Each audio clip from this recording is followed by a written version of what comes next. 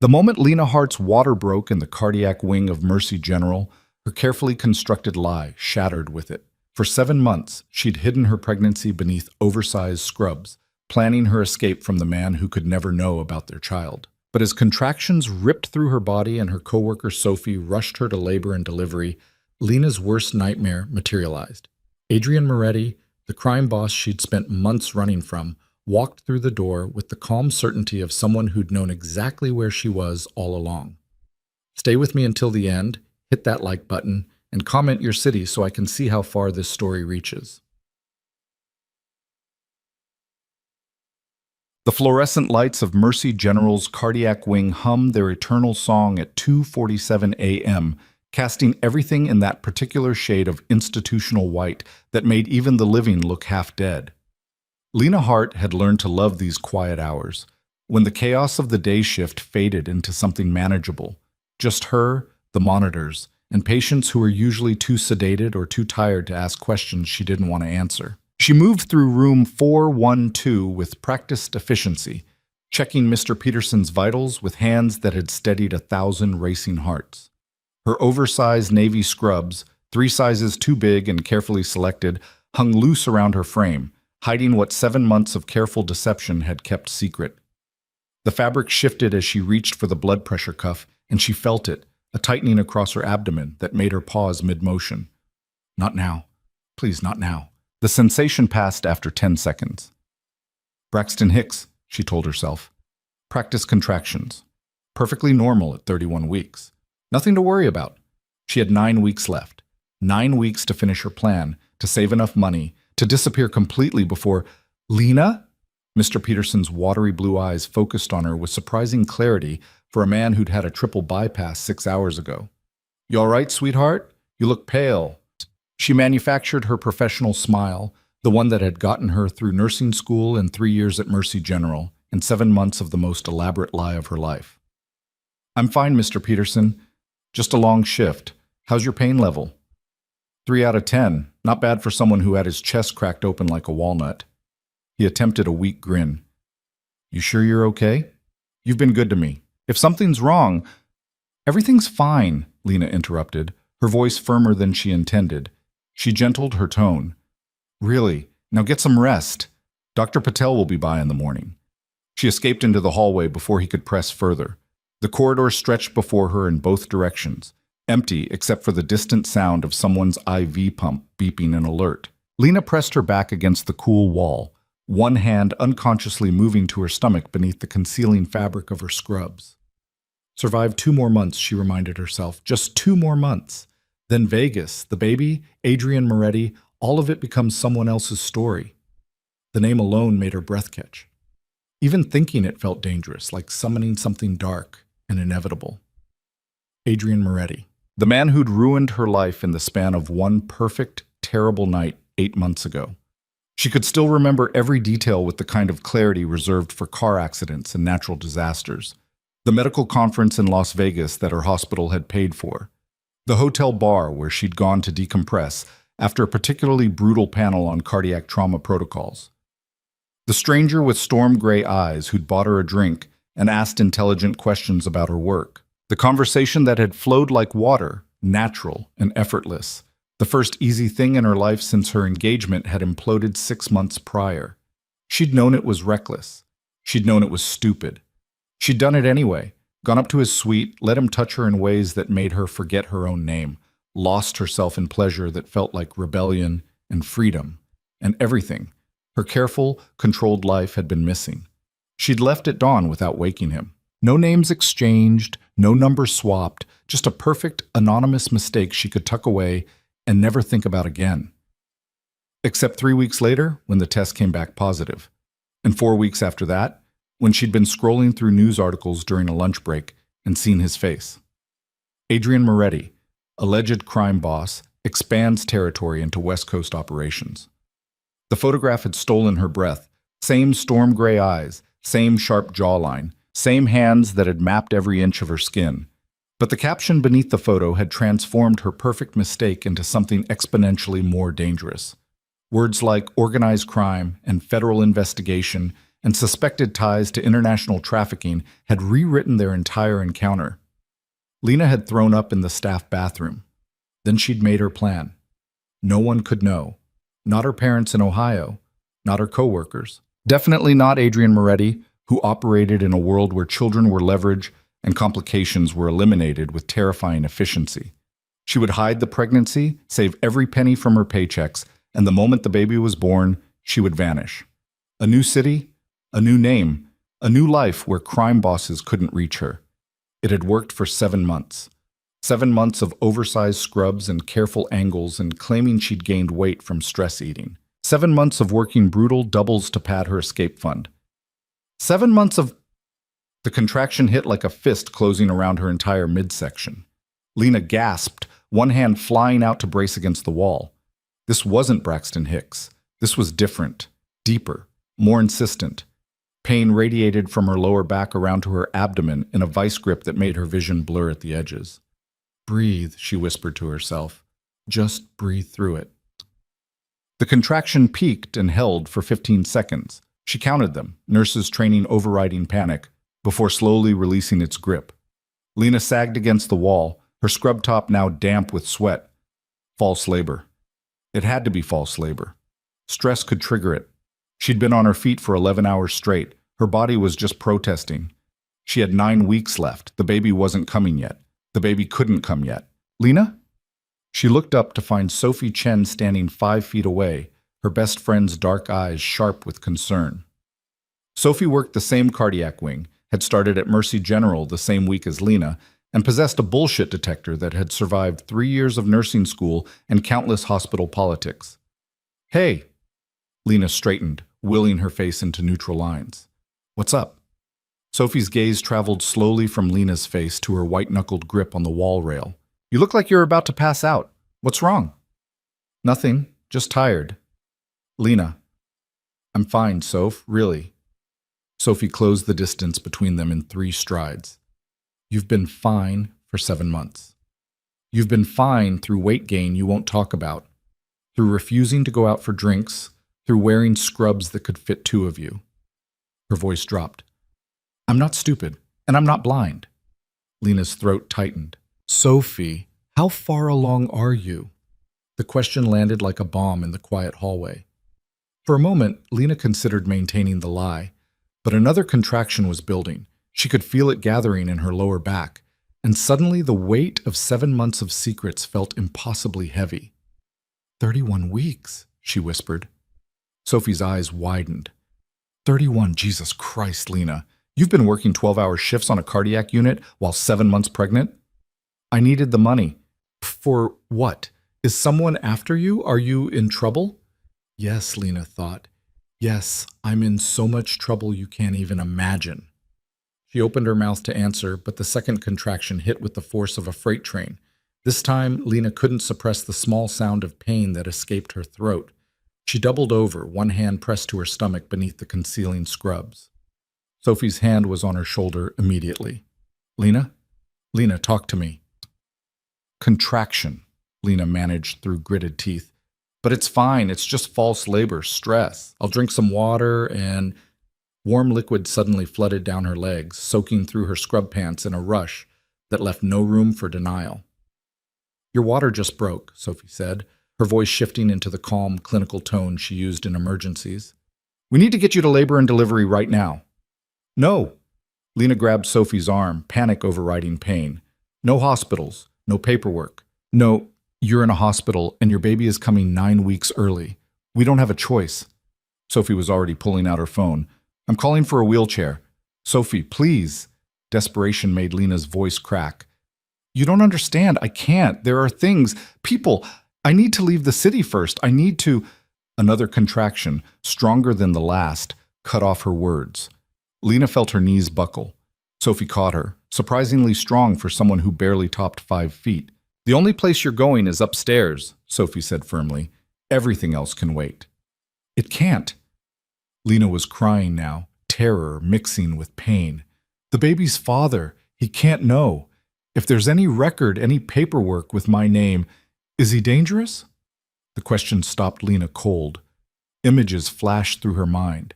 Adrian Moretti's face in that news article. The words, suspected criminal enterprise. The calm, lethal intelligence in his eyes that should have warned her away but had instead drawn her in like a moth to flame. Yes, she whispered. Sophie's expression hardened. Then we'll use a Jane Doe admission until we figure this out. But right now your baby is coming, and if it's preterm, we need to be ready, okay? The wheelchair arrived. Sophie must have texted someone. Lena let herself be lowered into it, too overwhelmed by pain and fear to protest further. As Sophie wheeled her toward the elevators, Lena closed her eyes and tried to breathe through the mounting contractions.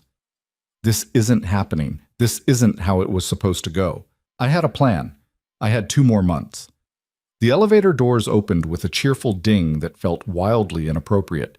Sophie pushed her inside, jabbing the button for the 4th floor, where labor and delivery occupied the entire west wing. "Who's the father?" Sophie asked quietly as the elevator began to rise. "You don't have to tell me his name. But does he know about the baby?" "No, and he can't, ever." Lena met her friend's eyes. "Promise me, Sophie, whatever happens, you won't put his name on any paperwork. You won't try to contact him. Promise me." Sophie's jaw tightened, but she nodded. "I promise." "But Lena, if this man is as dangerous as you're implying, how did you end up pregnant with his child?" "I didn't know." The words came out flat, defeated. "When we met, I thought he was just a businessman in town for a conference. I didn't know until after—" She broke off as another contraction built. "I saw his face on the news. By then it was too late." The elevator dinged again. 4th floor. The doors slid open to reveal the bright, bustling corridor of labor and delivery. Even at 3 a.m., the unit hummed with activity. Nurses moving between rooms, monitors beeping, the occasional cry of a newborn breaking through the controlled chaos. Sophie wheeled her past the main desk, catching the eye of the charge nurse. "I need a room. Friend of mine. Water broke, contractions every 3 minutes, 31 weeks."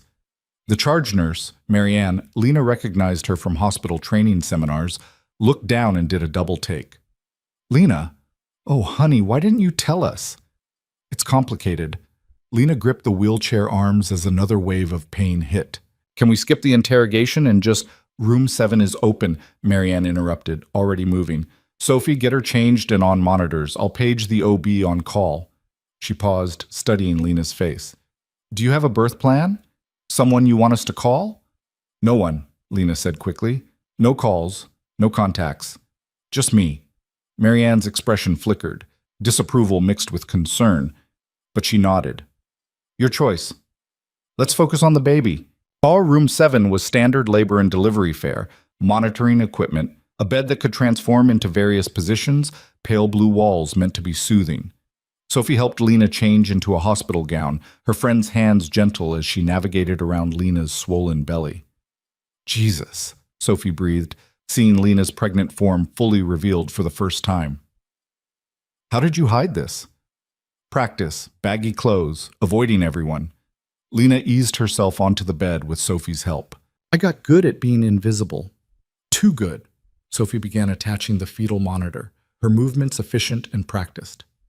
"Okay, let's see what we're dealing with." The monitor beeped to life. Within seconds, the rapid flutter of a heartbeat filled the room, fast, strong, unmistakably alive. Lena felt tears prick her eyes despite everything. Her baby. Her son. The secret she'd carried for 7 months, now announcing himself to the world whether she was ready or not.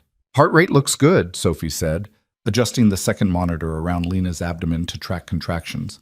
145, nice and strong. She met Lena's eyes.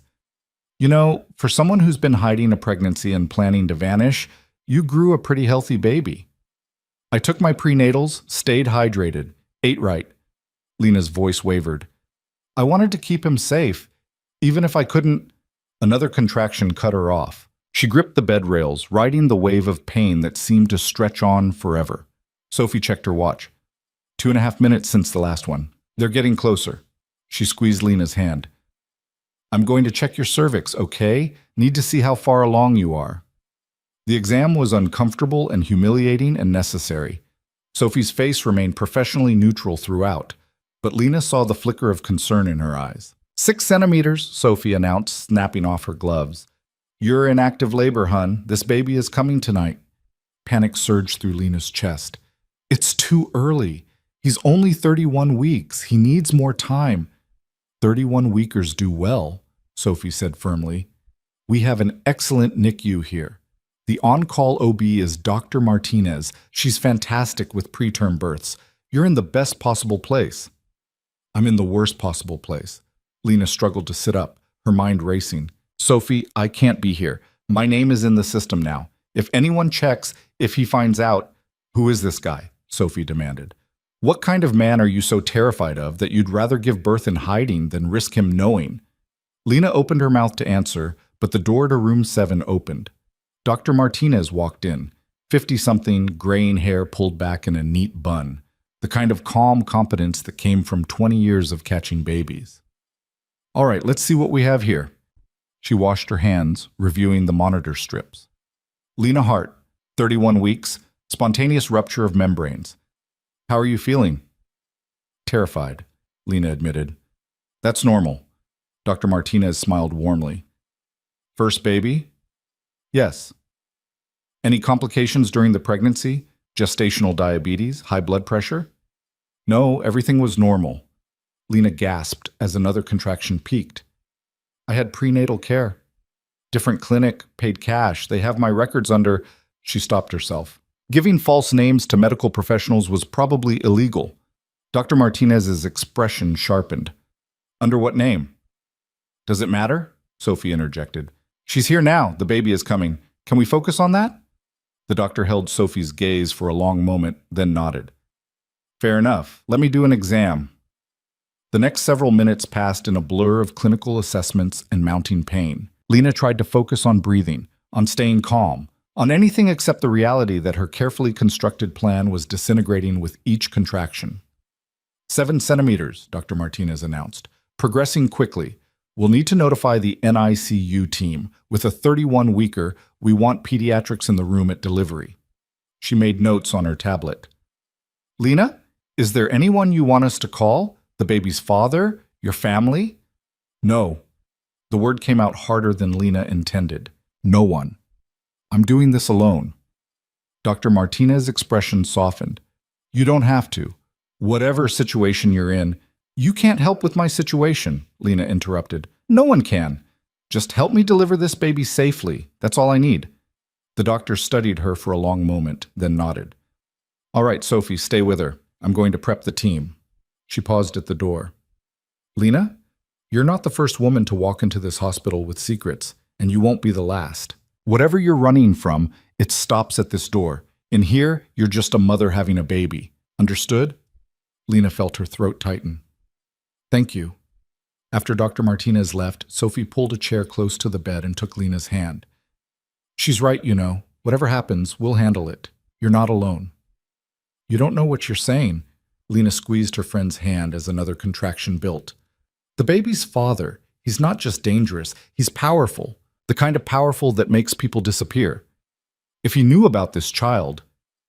She couldn't finish the sentence. The possibilities were too terrible. Then we make sure he doesn't find out, Sophie said simply. No name on the birth certificate. No father listed. Nothing that ties this baby to anyone except you. It's not that simple. People like him, they have resources, connections. If they want to find someone... Lena, Sophie's voice cut through her rising panic. Right now, the only thing that matters is getting through this delivery. Everything else, the running, the hiding, the fear, it can wait a few hours. Can you do that? Can you just focus on right now? Lena wanted to say no. Wanted to explain that focusing on right now was impossible when the future loomed like a noose tightening around her neck. But another contraction hit, and all she could do was grip Sophie's hand and breathe through the pain that was rewriting her entire body. Hours blurred together, the room grew brighter as dawn approached, the darkness outside the window gradually giving way to the gray pre-dawn light of a hospital awakening. Lena lost track of time between contractions, between checks of her cervix, between Sophie's murmured encouragements and Dr. Martinez's calm assessments. At some point, the epidural arrived. Lena had debated it during her secret prenatal appointments. She'd wanted to stay sharp, stay aware, but the pain overrode her paranoia. The anesthesiologist was gentle, the relief almost immediate. The contractions continued but became manageable, reduced to pressure instead of agony. "Better?" Sophie asked, wiping Lena's forehead with a cool cloth. "Better." Lena's voice came out drowsy. "How much longer?" "You're at 9 centimeters. Soon." "I'm not ready." "No one ever is, huh?" Sophie smiled. "But you're going to be amazing. I know it."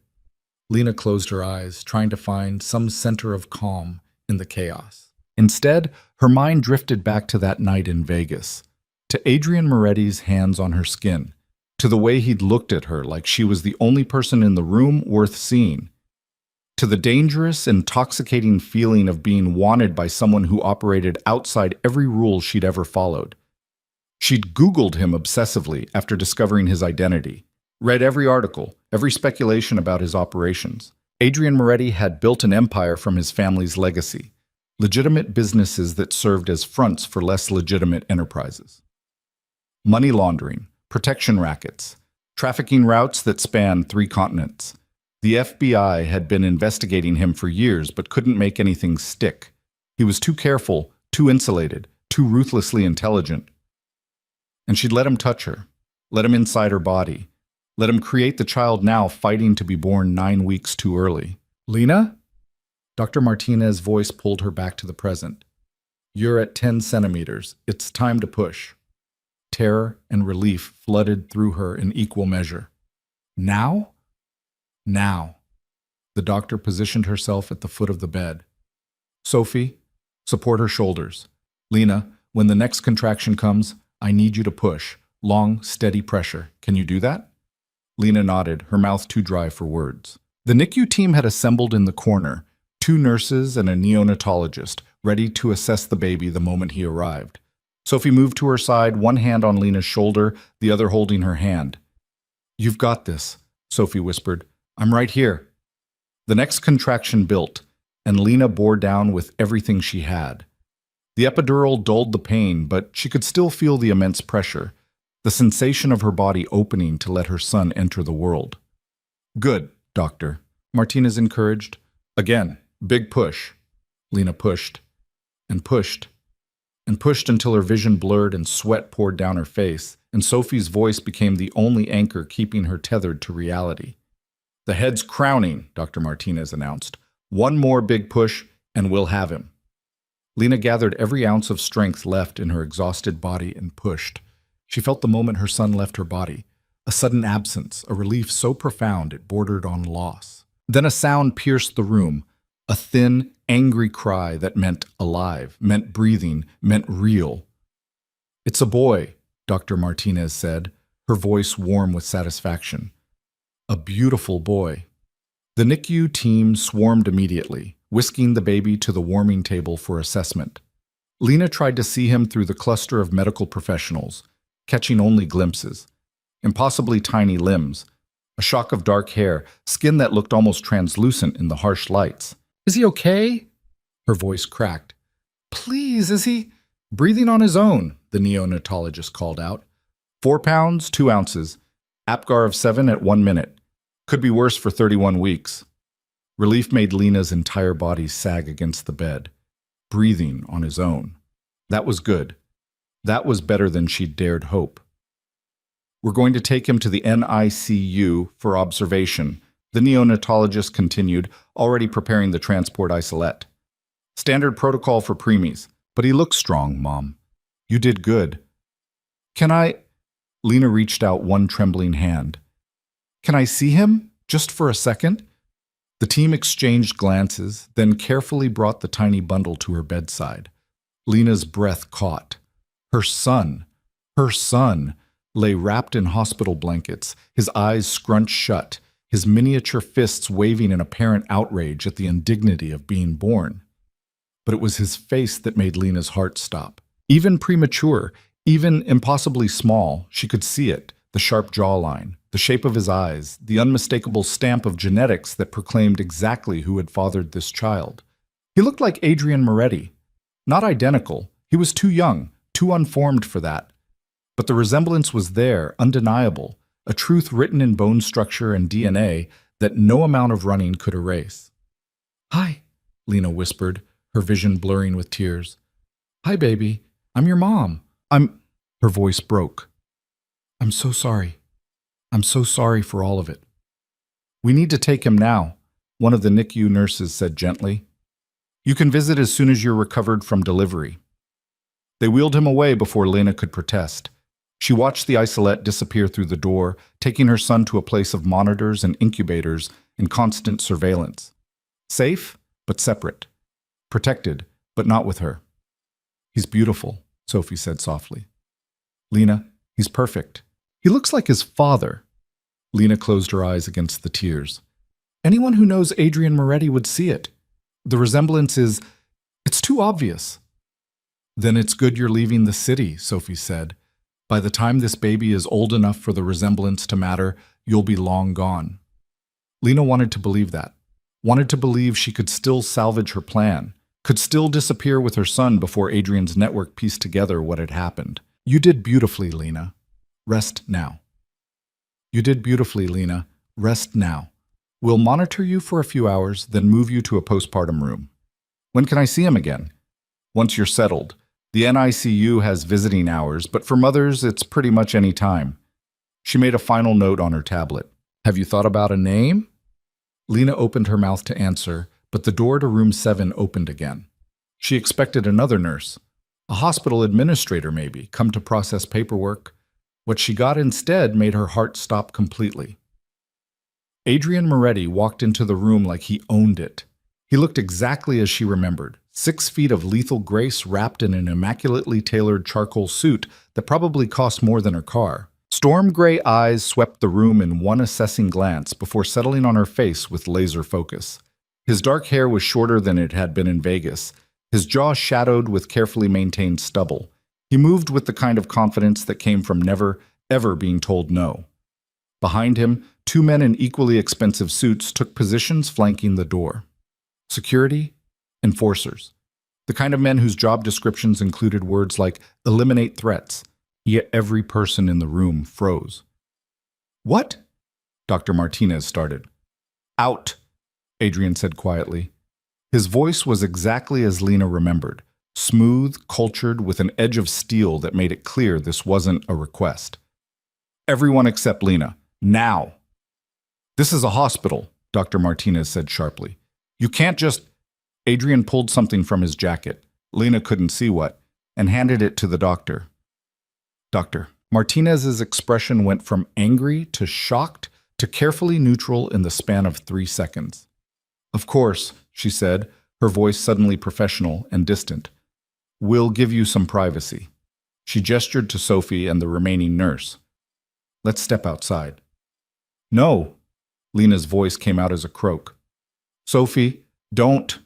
But Sophie was already being ushered toward the door, her face a mask of confusion and concern. She threw one last look over her shoulder. "Do you want me to call security?" But Lena could only shake her head. What would security do against a man who could walk into a hospital and clear a room with a single word? The door clicked shut, leaving Lena alone with Adrian Moretti and the wreckage of every plan she'd ever made.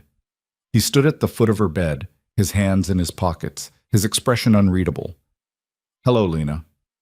She couldn't breathe, couldn't think, couldn't do anything except stare at the man who could not, be standing in this room. "How," she started. "Did I find you?" Adrian moved closer, his steps silent on the linoleum floor.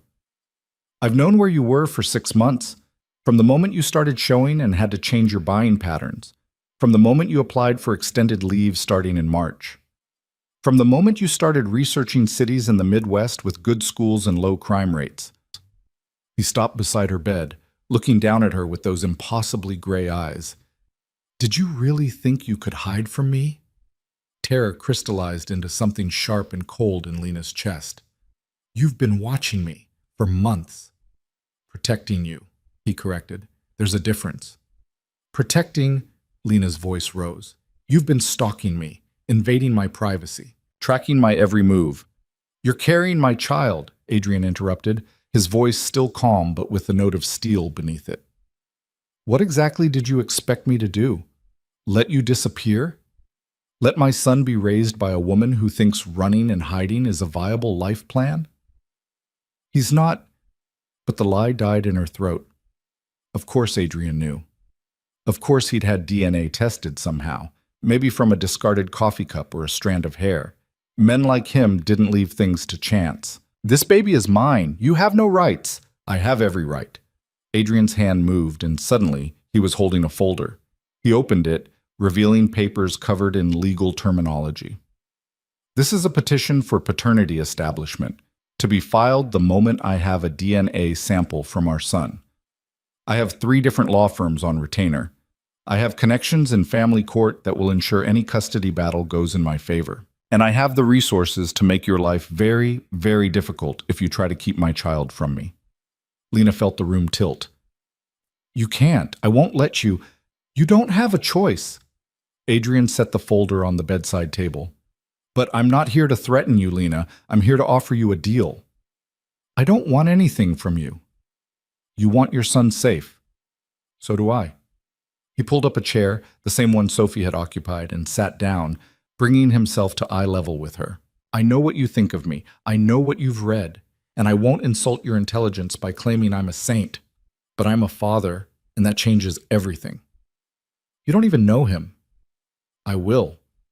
Something flickered in Adrian's expression, something that might have been longing or might have been calculation. Where is he now? NICU. He's premature. 4 weeks early because I've been so stressed about... She stopped herself, but Adrian's slight smile suggested he'd filled in the blanks.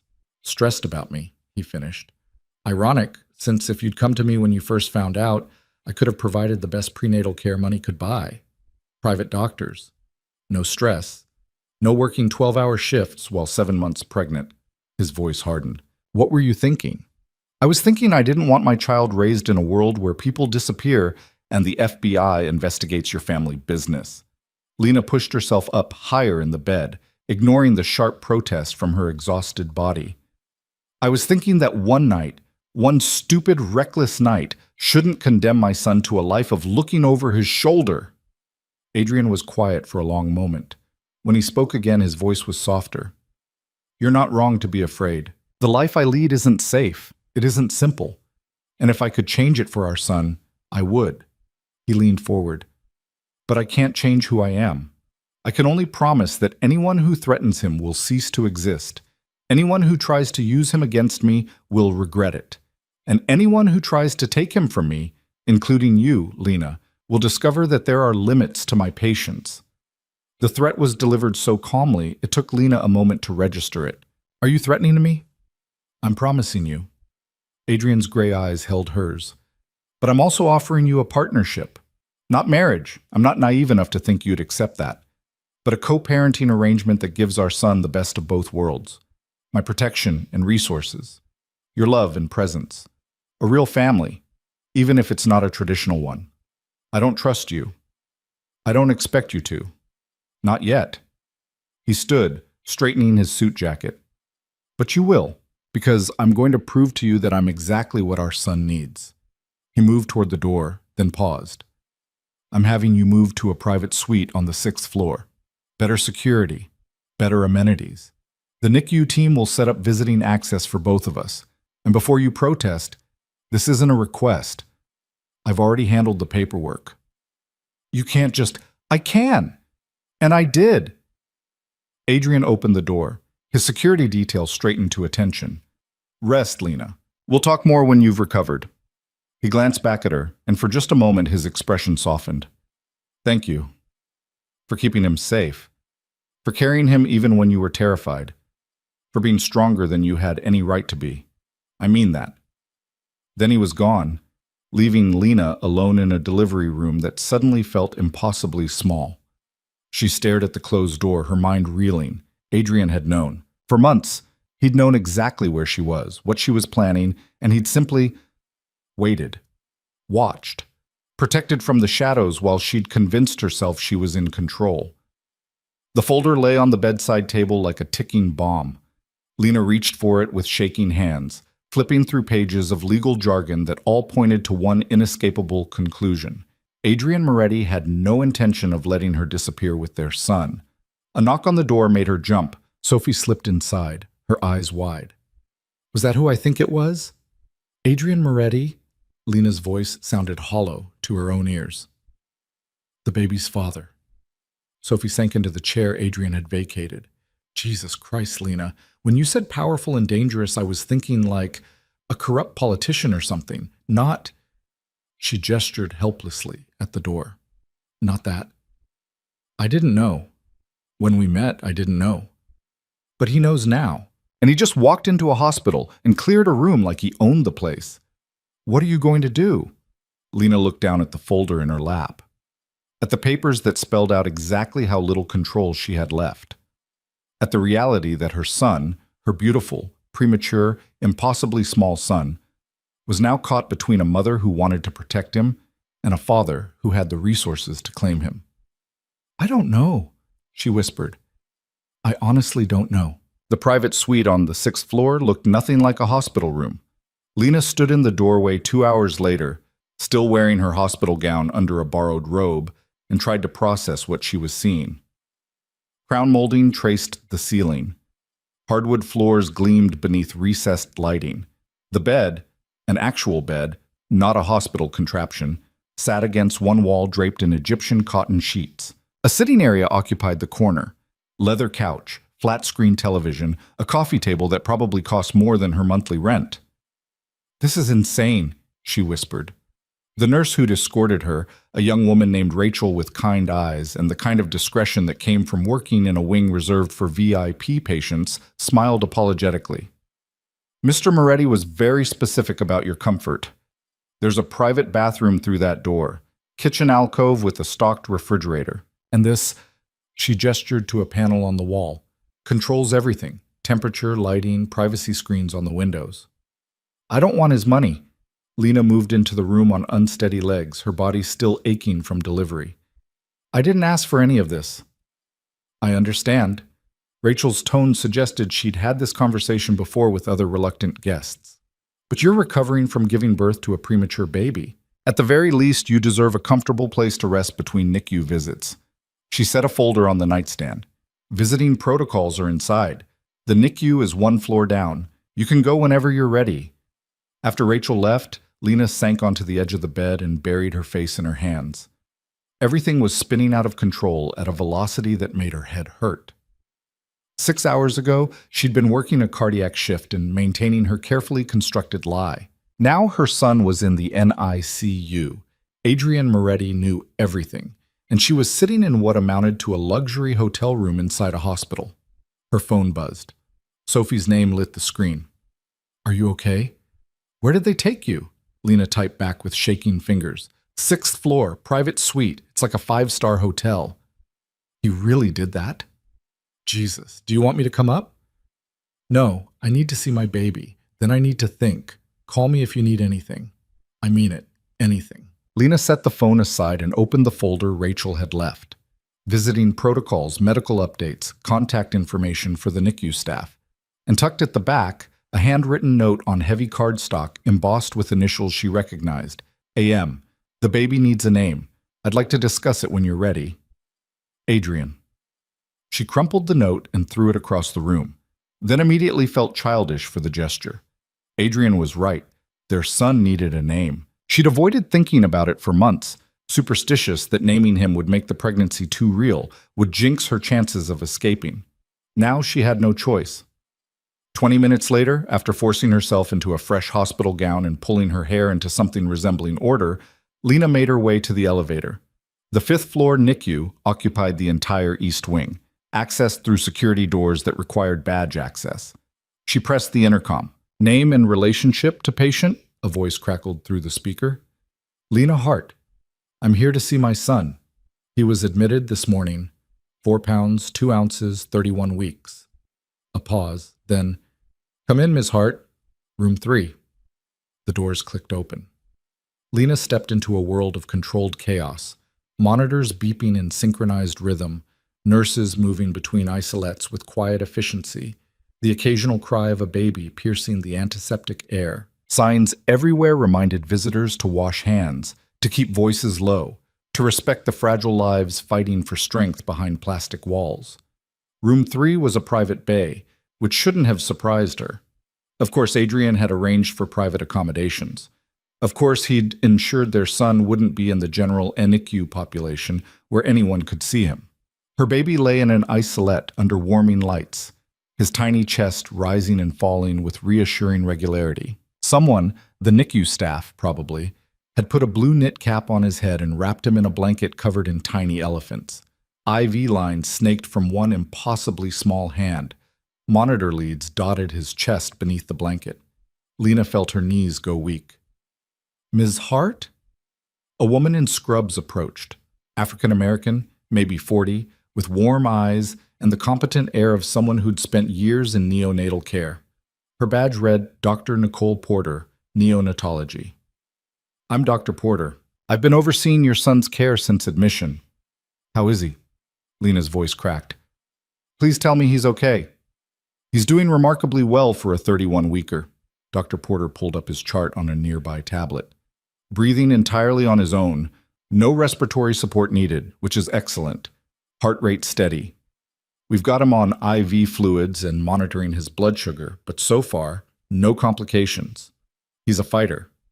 Relief made Lena sag against the isolette. "Can I touch him?" "Absolutely. Wash your hands at that sink, then you can reach through the portals." Dr. Porter demonstrated, sliding her hands through the circular openings in the isolette's side. Skin-to-skin contact is important for preemies. It helps regulate their temperature and heart rate. Lena scrubbed her hands until they were pink and raw, then carefully slid her fingers through the portals. Her son's skin felt impossibly soft, delicate as tissue paper over fragile bones. She rested one hand on his chest, feeling the flutter of his heartbeat against her palm. "Hi, baby," she whispered. "I'm here. Mama's here." His eyes remained closed, but one tiny hand curled reflexively around her finger. The gesture was so small, so trusting, that Lena felt tears spill down her cheeks. "He needs a name," Dr. Porter said gently. "For the records. We've been calling him Baby Boy Hart, but Luca." The name came out before Lena could second-guess it. She'd been carrying it in the back of her mind for months, afraid to speak it aloud. "Luca James Hart." Dr. Porter smiled. "That's a beautiful name. I'll update the records." Lena stayed there for an hour, her hand resting on Luca's chest, watching him breathe. Every rise and fall of his tiny ribcage felt like a miracle. Every flutter of his eyelids beneath closed lids made her heart clench. He was real. He was here. And despite everything, despite Adrian's intrusion, despite her shattered plans, he was hers. The sound of the door opening made her look up. She expected a nurse. Instead, Adrian Moretti walked into the NICU bay like he belonged there, carrying 2 cups of coffee and wearing an expression that managed to be both cautious and determined. "You shouldn't be here," Lena said, her voice low but sharp. "He's my son." Adrian set one coffee cup on the nearby counter and kept the other, his gray eyes fixed on the isolette. "I have every right to be here." "You have rights because you threatened me with lawyers and custody battles." "I stated facts." Adrian moved closer, his gaze still on Luca. "There's a difference." He was quiet for a moment, just staring at the tiny figure under the warming lights. When he spoke again, his voice was softer. "He's so small. He's premature." "Because I've been stressed out of my mind for months." Lena withdrew her hand from the isolette, suddenly defensive. If I'd stayed away, you would have given birth in some random city with no support system and no resources." Adrian finally looked at her. "At least here, he has the best medical care available. He has me making sure every possible complication is handled before it becomes a problem. He has a father who operates outside the law and builds empires on violence," Lena interrupted. "Yes, what a gift." Adrian's jaw tightened. "You don't know anything about my life. I know what the FBI says about your life. I know what the news reports. You know headlines and speculation." He set his coffee down with controlled precision. "But you don't know me. You don't know that I've been building legitimate businesses for 5 years specifically, so I could transition out of my family's traditional operations. You don't know that I've used my connections to shut down human trafficking routes that the authorities couldn't touch. You don't know. He stopped, visibly reining himself in. But you're right. I'm not a saint. I've done things that would horrify you. I've made choices that can't be unmade. But I'm also a father now, and that means something. Lena studied his face, looking for the lie. But all she saw was a complicated truth. This man was dangerous, yes. Criminal, probably. But standing in a NICU bay staring at his premature son, he looked almost human. You named him, Adrian said, reading the card on the isolette. Luca. Luca James Hart, Lena confirmed. My last name. For now. Adrian didn't argue the point, which surprised her. It's a good name. Strong. He's not going to be part of your world, Lena said, her voice hardening again. Whatever arrangement you think we're going to have, he doesn't get raised around criminals and violence and whatever else you do. Agreed. She blinked. What? I said agreed. Adrian moved to the isolette, his hands hovering over the portals before he seemed to think better of it. I want better for him than what I had. I want him to have choices I never got, and that means keeping him separate from the darker aspects of my life. He glanced at her. But it doesn't mean I walk away. It means I protect him, provide for him, make sure he never wants for anything. Except a normal father. Define normal. Adrian's smile was bitter. The lawyer who works 80-hour weeks and misses every recital? The businessman who values profit over people? I may not be conventional, Lena, but I'll be present, I'll be engaged, and I'll move heaven and earth to keep him safe. By doing what? Stationing armed guards at his kindergarten? If necessary? Yes. Adrian's expression was utterly serious. You think I'm joking? I'm not. Anyone who threatens my son becomes a problem that gets solved. Permanently. Lena felt cold dread settle in her stomach. You can't just kill people who... I can do exactly that. Adrian's voice remained calm, matter-of-fact. I won't apologize for being what I am, but I will promise that Luca will never see it. He'll never know the details of how threats are handled. He'll just know he's safe. That's not good enough. It's all I can offer. Adrian finally slid his hands through the isolette portals, his movement surprisingly gentle as he touched Luca's tiny foot. I know you wanted to run. I know you had plans for a different life. But running doesn't work, Lena. Not for me. Not with my son. So we find another way. What way? You tell me. He looked at her over the isolette. What would make you feel safe? What would make you trust that I won't turn our son into a criminal? Lena opened her mouth to say nothing would, but stopped herself. Adrian was right. Running was no longer an option. He'd proven he could find her anywhere. And despite her fear, despite her revulsion at what he represented, she couldn't deny one truth. Luca was his son. Biology didn't lie, and the resemblance was already there in the shape of the baby's jaw, the line of his tiny nose. I want boundaries, she said finally. Clear ones. Luca lives with me. He's raised in my world. Normal schools, normal friends, normal life. You can visit, you can be part of his life. But the moment I think he's being exposed to danger, I'm gone. And you won't stop me. I can agree to most of that. Adrian's thumb traced gentle circles on Luca's foot. But if you're gone, so is my protection. And trust me when I say you need it more than you know. Why? Who would threaten a baby? People who want leverage over me. Adrian withdrew his hands from the isolette, his expression darkening. Rivals who'd see our son as a weakness to exploit. I have enemies, Lena. Powerful ones. They'd kill a child without blinking if they thought it would hurt me. The casual way he said it made Lena's blood run cold. Then maybe you shouldn't be a father. Maybe the best thing you could do for Luca is walk away. Not a chance. Adrian's voice turned to steel. He's mine, and I protect what's mine. He's not property. No, he's my son. There's a difference. Adrian pulled out his phone, typed something, then showed her the screen. This is the security detail I've assigned to this hospital. 8 men, rotating shifts. 2 more monitoring the surrounding blocks. Another 3 running background checks on every staff member who comes within 10 feet of the NICU. Lena stared at the organizational chart, feeling dizzy. This is insane. This is necessary, because word is already out. Her head snapped up. What? That I have a son. that there's a new weakness in the Moretti Empire. Adrian pocketed his phone. I've been getting calls since this morning. Congratulations mixed with thinly veiled threats. My rivals are circling, trying to figure out how to use this against me. I didn't ask for this. Panic was rising in Lena's chest. I didn't want any of this. We were fine before you showed up. You were hiding and hoping no one noticed you were pregnant with a crime boss's child. Adrian stepped closer. That's not fine. That's a ticking time bomb. At least now we can control the narrative. Now we can put protections in place before something goes wrong.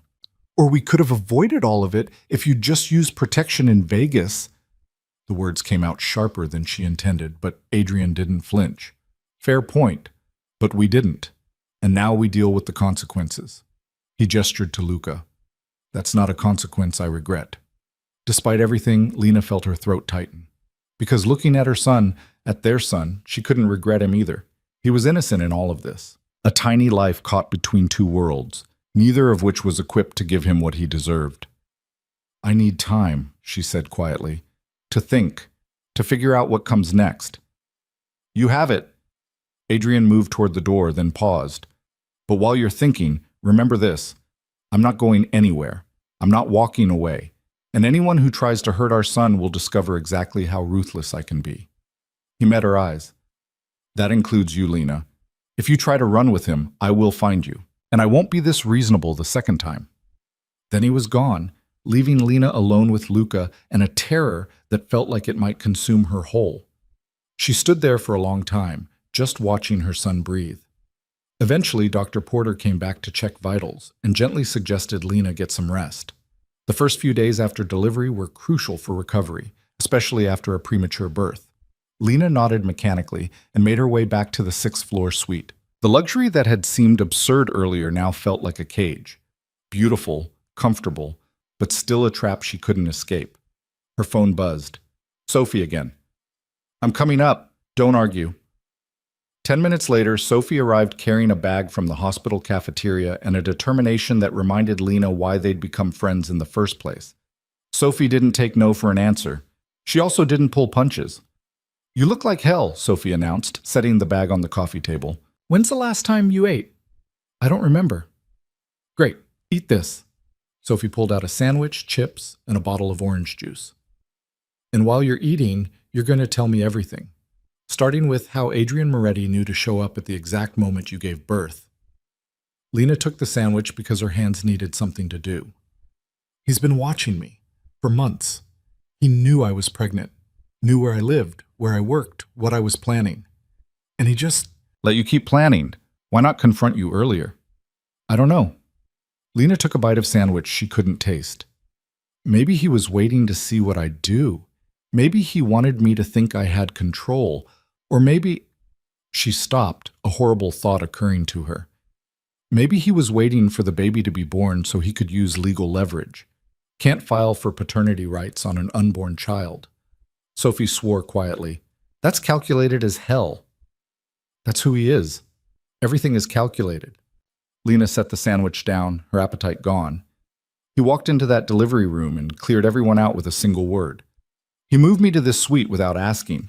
He's got a private security detail on the entire hospital, and he told me that if I try to run, he'll find me and won't be reasonable the second time. Did he threaten you? Not directly, but the implication was clear. Lena looked at her friend. I'm trapped, Sophie. I thought I had options, but I don't. He's too powerful, too connected. And now everyone knows he has a son, which means Luca is already a target. Target for what? People who want leverage over Adrian, rivals, enemies. Lena's voice shook. He said they'd kill a child without blinking if it would hurt him, and I believe it. This is the world I've brought my son into. Sophie was quiet for a moment, processing. Then she reached across and took Lena's hand.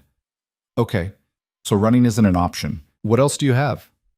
Adrian offered a co-parenting arrangement. Luca lives with me, normal life.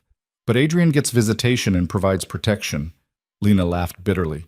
Like that's a real choice. Accept his help or risk our son getting killed by his enemies. It's still a choice, Sophie said carefully. You could refuse. Take your chances. Try to disappear anyway. With what money? What resources? Lena pulled her hand away. I have maybe 15,000 saved. That's supposed to cover moving costs, first and last month's rent, setting up a new life. What happens when it runs out? What happens when I need formula or diapers or medical care for a preemie? What happens when Adrian's people find me anyway and I've burned the only bridge that might keep Luca safe? So you're going to accept his deal? I don't see another option. The admission felt like defeat. He wins. He gets his son, and I get to pretend I have any control over how my child is raised. Sophie leaned back against the couch cushions. For what it's worth, I saw him in that NICU. He looked at that baby like, she paused, searching for words, like he'd burned the world down to keep him safe. That's not nothing. It's also terrifying. Lena closed her eyes. The same ruthlessness he'd used to protect Luca is the same ruthlessness that makes him dangerous. You can't separate the two. Maybe not, but you can use it. Sophie's voice took on a strategic edge. He wants his son safe and happy. That gives you leverage, set boundaries, make demands. He won't like it, but if you frame it as what's best for Luca, he might actually listen. Lena opened her eyes. You're saying I should negotiate with him. I'm saying you should stop seeing this as all or nothing. You can't run. You can't fight him directly. But you can establish terms that protect your role as Luca's mother and limit Adrian's influence. Sophie counted off on her fingers. No criminal activity around the baby, no introducing him to the business until he's old enough to understand and consent. Your custody is primary. Adrian gets visitation but doesn't get to override your parenting decisions. And if at any point you feel Luca is in danger because of Adrian's world, you have an exit strategy he agrees not to interfere with. He'll never agree to that last part. Then you negotiate. Maybe it's not, I can leave whenever, but if specific red lines are crossed, we revisit the arrangement. Give him something he wants, regular access to his son, a real relationship, the chance to prove he can be a good father, and in exchange, he gives you real autonomy. Lena felt something loosen in her chest. It wasn't hope exactly, but it was the first thing resembling a plan that didn't involve running scared or submitting completely. You think he'd actually negotiate? I think he's smart enough to know that forcing your compliance will backfire. Kids sense tension. If you're miserable and resentful, Luca will grow up in that atmosphere. But if Adrian can convince you to be a real partner, even a reluctant one, everyone benefits. Sophie squeezed her shoulder. You have more power than you think. Use it. After Sophie left, Lena spent the next hour pacing the suite and trying to organize her thoughts into something resembling a coherent strategy. She made a list, actual pen and paper, because putting words on a page made them feel more real. Non-negotiable terms, 1. Primary custody stays with me, 2. No criminal activity in Luca's presence, 3. All major parenting decisions require mutual agreement. 4. Regular evaluation of safety concerns, 5. Exit clause. If specific threats materialize. Possible compromises. 1. Adrian gets regular visitation, supervised initially. 2. Financial support accepted for medical/childcare needs, 3. Security detail acceptable if kept discreet. 4. Luca can know his father, but not the details of his business. She was still refining the list when someone knocked on the suite door. Lena's heart jumped into her throat. She checked the peephole and saw one of Adrian's security detail, the older one with the scar bisecting his left eyebrow. She opened the door a crack. Yes? Mr. Moretti requests your presence in the NICU, ma'am. There's been a development with your son. Terror flooded through her. What kind of development? Is he okay? He's stable, but Mr. Moretti felt you should be informed immediately. The man's expression was professionally neutral. I can escort you down. Lena grabbed her robe and followed him to the elevator, her mind racing through worst-case scenarios. Infection, respiratory distress, bleeding in the brain, all the complications that could strike premature babies without warning. The NICU was even quieter than before. Most of the overhead lights had been dimmed for night, leaving only the glow of monitors and warming lights to illuminate the space. Adrian stood outside Luca's bay talking to Doctor. Porter, his posture tense in a way that made Lena's stomach drop. "What happened?" she demanded, not bothering with pleasantries. "Is he okay?" Dr. Porter turned with a reassuring smile. "Luca is fine. Vitals are stable. This is actually good news." She gestured for them to follow her into the bay. "He's ready for skin-to-skin contact, kangaroo care. It's one of the best things you can do for a preemie's development." Relief made Lena's knees weak. "That's the development? He's okay?" "Better than okay. He's thriving." Dr. Porter began preparing the space, lowering the lights further and adjusting the isolette. "We usually wait a few days for 31-weekers, but Luca's been so stable we're comfortable starting now. It helps regulate temperature, heart rate, and promotes bonding. Both parents can participate if—" "I'll go first," Lena interrupted, not looking at Adrian. Dr. Porter nodded. "Of course. Let me show you how to position yourself." For the next 20 minutes, Lena learned the delicate process of kangaroo care. How to cradle Luca against her bare chest. How to support his head. How to monitor his breathing and temperature. When the nurse finally settled him against her skin, Lena felt something profound shift inside her chest. He was so warm, so impossibly tiny and perfect. His little fists curled against her collarbone, and she could feel every breath he took, every beat of his hummingbird heart. Tears streamed down her face unchecked. "Hi, baby," she whispered. "I've got you. Mama's got you." Adrian stood a few feet away, watching with an expression Lena couldn't quite read. When Dr. Porter suggested he prepare for his turn, Lena felt a spike of possessiveness. "I'm not done yet," she said. "You can have 30 minutes each," Dr. Porter said gently. "Luca benefits from bonding with both parents." Lena wanted to argue, but the truth was undeniable. Luca needed his father. Biology didn't care about her feelings. So after her 30 minutes ended, she carefully transferred their son to Dr. Porter's experienced hands and watched as Adrian stripped off his suit jacket and dress shirt. He was built like someone who understood violence intimately. Lean muscle and old scars that told stories Lena probably didn't want to hear. He settled into the chair with surprising grace, and when Dr. Porter placed Luca against his chest, Adrian's entire demeanor transformed. The ruthless crime boss disappeared. In his place was just a man holding his newborn son for the first time, looking absolutely terrified. "Support his head," Dr. Porter instructed. "That's it, just like that." Adrian's large hands dwarfed Luca's tiny body. He held him with a reverence Lena hadn't expected, his expression raw with something that might have been wonder, or might have been fear, or might have been both. "He's so small," Adrian said again, his voice barely above a whisper. "He'll grow." Dr. Porter smiled.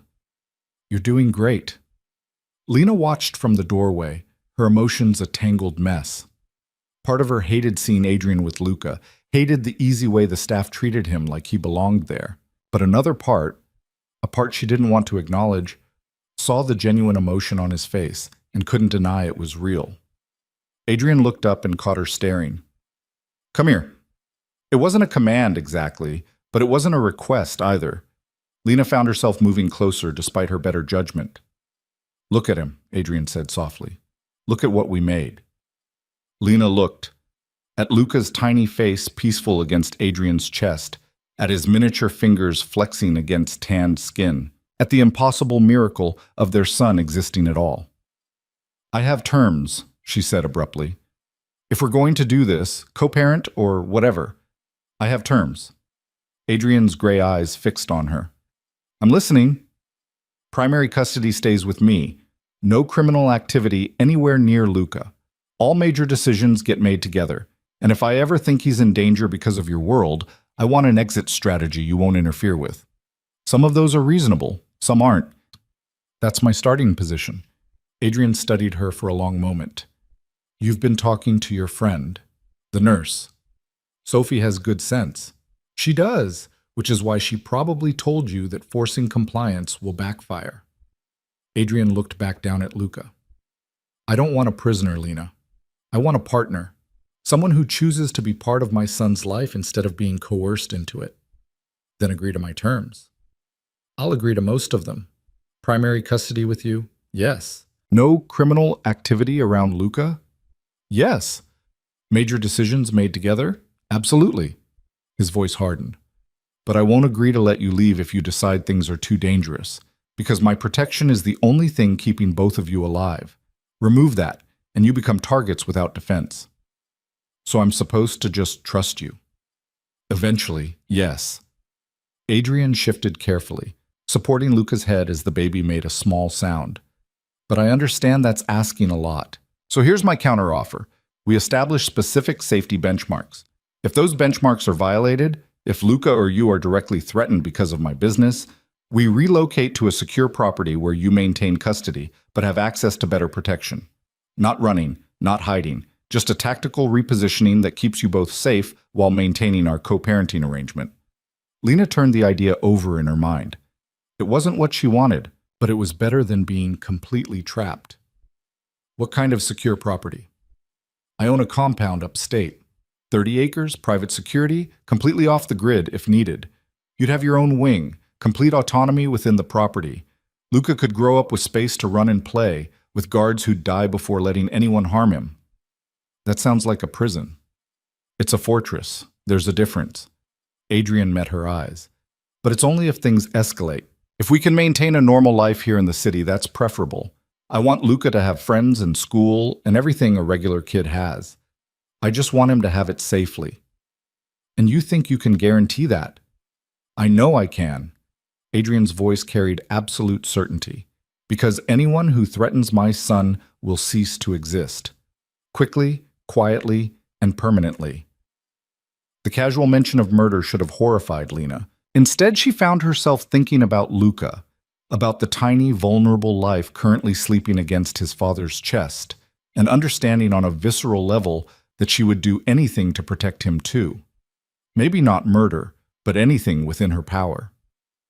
I need time, she said finally, to think about all of this, to figure out what I can live with. You have until Luca is cleared to leave the NICU. Adrian glanced at Dr. Porter, who'd been discreetly monitoring from across the bay. How long? Depends on his progress. Could be 2 weeks, could be 4. Dr. Porter made a note on her tablet. We'll know more after the first week. 2 weeks then, Lena said. I'll give you an answer in 2 weeks. Adrian nodded slowly. That's fair. They stayed like that for another 20 minutes. Adrian holding Luca, Lena standing nearby, both of them locked in an uneasy truce built on shared biology and mutual terror. When Dr. Porter finally suggested returning Luca to the isolette, Adrian's reluctance was visible. Can I come back tomorrow? He asked. Visiting hours are flexible for parents, Dr. Porter confirmed. Just check in at the desk. After Luca was settled back under the warming lights, Adrian pulled his shirt and jacket back on with practiced efficiency. He looked at Lena, his expression guarded. I meant what I said. I want to be a real father, not just a name on legal documents. I know. Lena crossed her arms. But wanting it and being capable of it are different things. Then I'll prove I'm capable. What? Adrian moved toward the door, then paused. For what it's worth, you're going to be a good mother. I saw it tonight. The way you held him, talked to him. He's lucky to have you. The compliment caught Lena off guard. Before she could formulate a response, Adrian was gone, leaving her alone in the NICU bay with their sleeping son and questions she had no idea how to answer. The next 5 days fell into a rhythm that felt surreal in its domesticity. Lena spent her mornings in the NICU doing kangaroo care with Luca, her afternoons resting in the 6th-floor suite that no longer felt quite so much like a cage, and her evenings back in the NICU watching her son grow stronger with each passing hour. Adrian appeared twice daily like clockwork, 9 a.m. and 7 p.m., always impeccably dressed, always bringing coffee she hadn't asked for but found herself drinking anyway. They didn't talk much during those visits. The space was too small for the conversations they needed to have, and Luca provided a convenient excuse to avoid the larger questions looming over them both. But Lena couldn't help noticing the small things, the way Adrian's hands gentled automatically when he touched their son, the questions he asked Dr. Porter about developmental milestones and feeding schedules, the fact that he showed up exactly when he said he would, never late, never making excuses. On the 6th day, everything changed. Lena was in the middle of kangaroo care, Luca sleeping peacefully against her chest when Adrian's lieutenant, the scarred one whose name she'd learned was Marcus, appeared in the doorway of the NICU bay. His expression was carefully neutral, but Lena had spent enough time around Adrian's security detail to recognize tension when she saw it. Miss Hart, Marcus said quietly, Mr. Moretti needs to speak with you. It's urgent. Lena's arms instinctively tightened around Luca. What's wrong? Is someone... Nothing's wrong with the baby, but we need to move you to a secure location within the hospital. Marcus glanced at the hallway beyond. Now please. Dr. Porter materialized at his shoulder, her professional calm firmly in place. Let me take Luca. You should go. Every maternal instinct Lena possessed screamed at her not to let go of her son, but the look on Marcus's face suggested this wasn't a request. She carefully transferred Luca to Dr. Porter's experienced hands, her heart hammering against her ribs. What's happening? She demanded, as Marcus led her toward a service elevator she'd never noticed before. Mr. Moretti will explain. Marcus pressed his thumb to a biometric scanner. The elevator doors opened immediately. Please, ma'am. The elevator descended 2 floors, then opened into what appeared to be a private conference room. Adrian stood at the head of a polished table, surrounded by 3 men Lena didn't recognize. All of them looked like they'd stepped out of the same catalog as Marcus. Expensive suits barely concealing the violence they were clearly capable of. Adrian's expression was harder than she'd ever seen it. Lena, good. We have a problem. What kind of problem? She moved into the room, acutely aware of Marcus taking up position behind her, blocking the only exit. And why did you pull me away from Luca? Because the problem involves you directly. Adrian gestured to one of the other men, Asian, maybe 30, with the kind of stillness that suggested military training. This is James Chen. He runs my intelligence operations. James, tell her what you told me. James pulled out a tablet and set it on the table. The screen showed surveillance footage of the hospital's main entrance. Lena watched as a black SUV pulled up to the curb and 3 men climbed out. They moved with purpose toward the automatic doors. These men arrived 40 minutes ago, James said, his voice clipped and professional. They asked about recent admissions to the NICU. Specifically, they were looking for information about baby boy Hart. Lena felt the blood drain from her face. Who are they? Associates of the Volkov Bratva, Adrian said flatly. Russian organized crime. They've been trying to muscle into my territory for the past year. Apparently they've decided my son is an opportunity they can't pass up. Opportunity for what? Leverage. Adrian's jaw tightened. They know I won't negotiate if they simply threaten my business interests. But a child, that's a different kind of pressure. The room tilted slightly. Lena gripped the edge of the conference table. They're here for Luca? In the hospital? They were. James swiped to another image, this one showing the same 3 men being escorted out by hospital security. Our people intercepted them before they could access the 5th floor. They claimed to be lost, looking for a friend in oncology, but the story doesn't hold up. They were surveilling, Marcus added from behind Lena. Testing our response time, gauging our security presence. Adrian moved around the table until he was directly in front of Lena. This is what I meant when I said you need my protection. These people don't care that Luca is an infant. They don't care that you're uninvolved in my business. All they see is a weakness they can exploit. So what do we do? Lena's voice came out smaller than she intended. Call the police? File a report? The police can't help with this.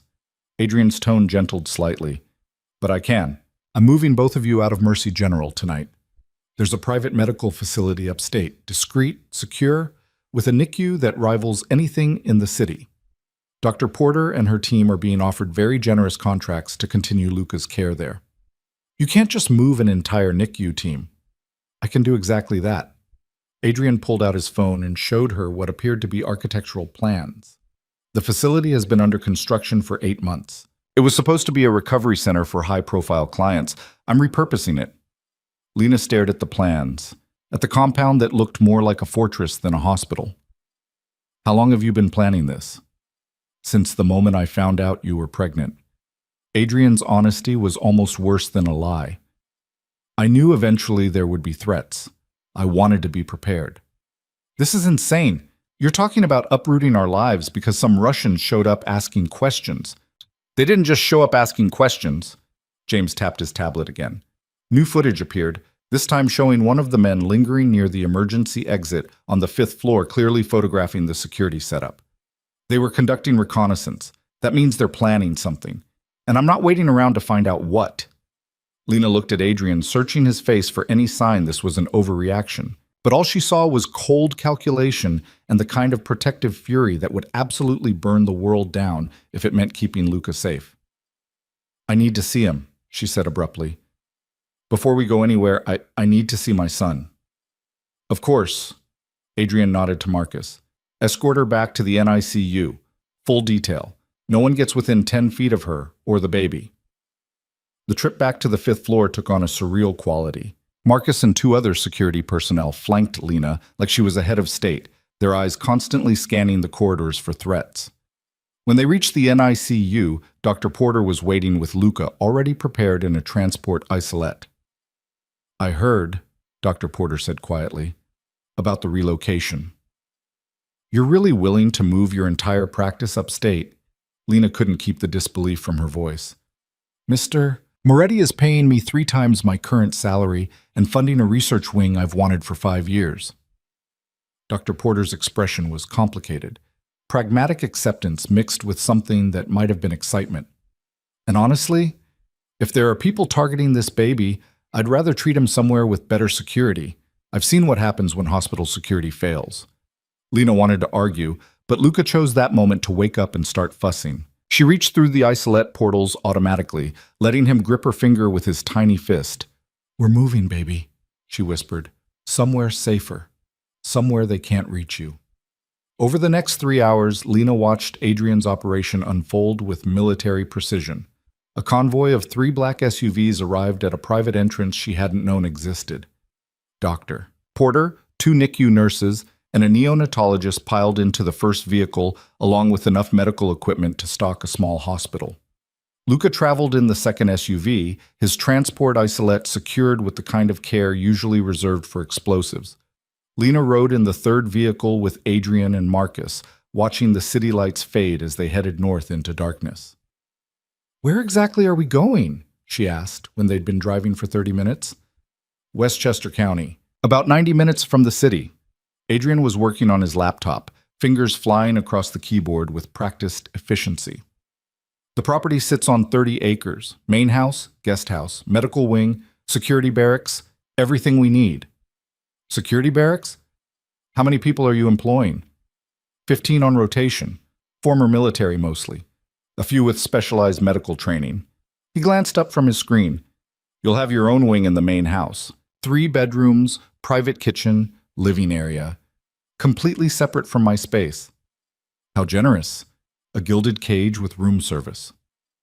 "It's not a cage." Adrian closed his laptop. "There's a library, a gym, walking trails through the woods. In a few months, when Luca's stronger, there's a nursery I had designed specifically for him. Natural light, safe toys, everything at proper developmental height." Lena turned to stare at him. "You had a nursery designed before he was even born?" "I like to plan ahead." "That's not planning. That's obsession." "Call it what you want." Adrian's voice remained level.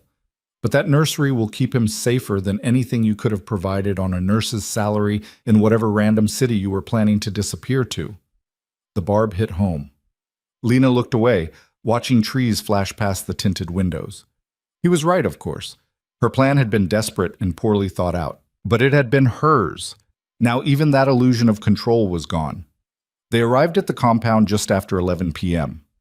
Security gates opened automatically as their convoy approached, revealing a winding driveway that cut through dense forest. When the main house came into view, Lena felt her breath catch despite herself. It wasn't quite a mansion, but it was close. Modern architecture blended with traditional elements, lots of glass and steel mixed with warm wood tones. Lights blazed from every window, and Lena could see people moving inside, preparing for their arrival. "Medical wing is the East Edition," Adrian said as their SUV pulled to a stop. "Dr. Porter's team is already setting up. Luca will be installed in his room within the hour." "His room?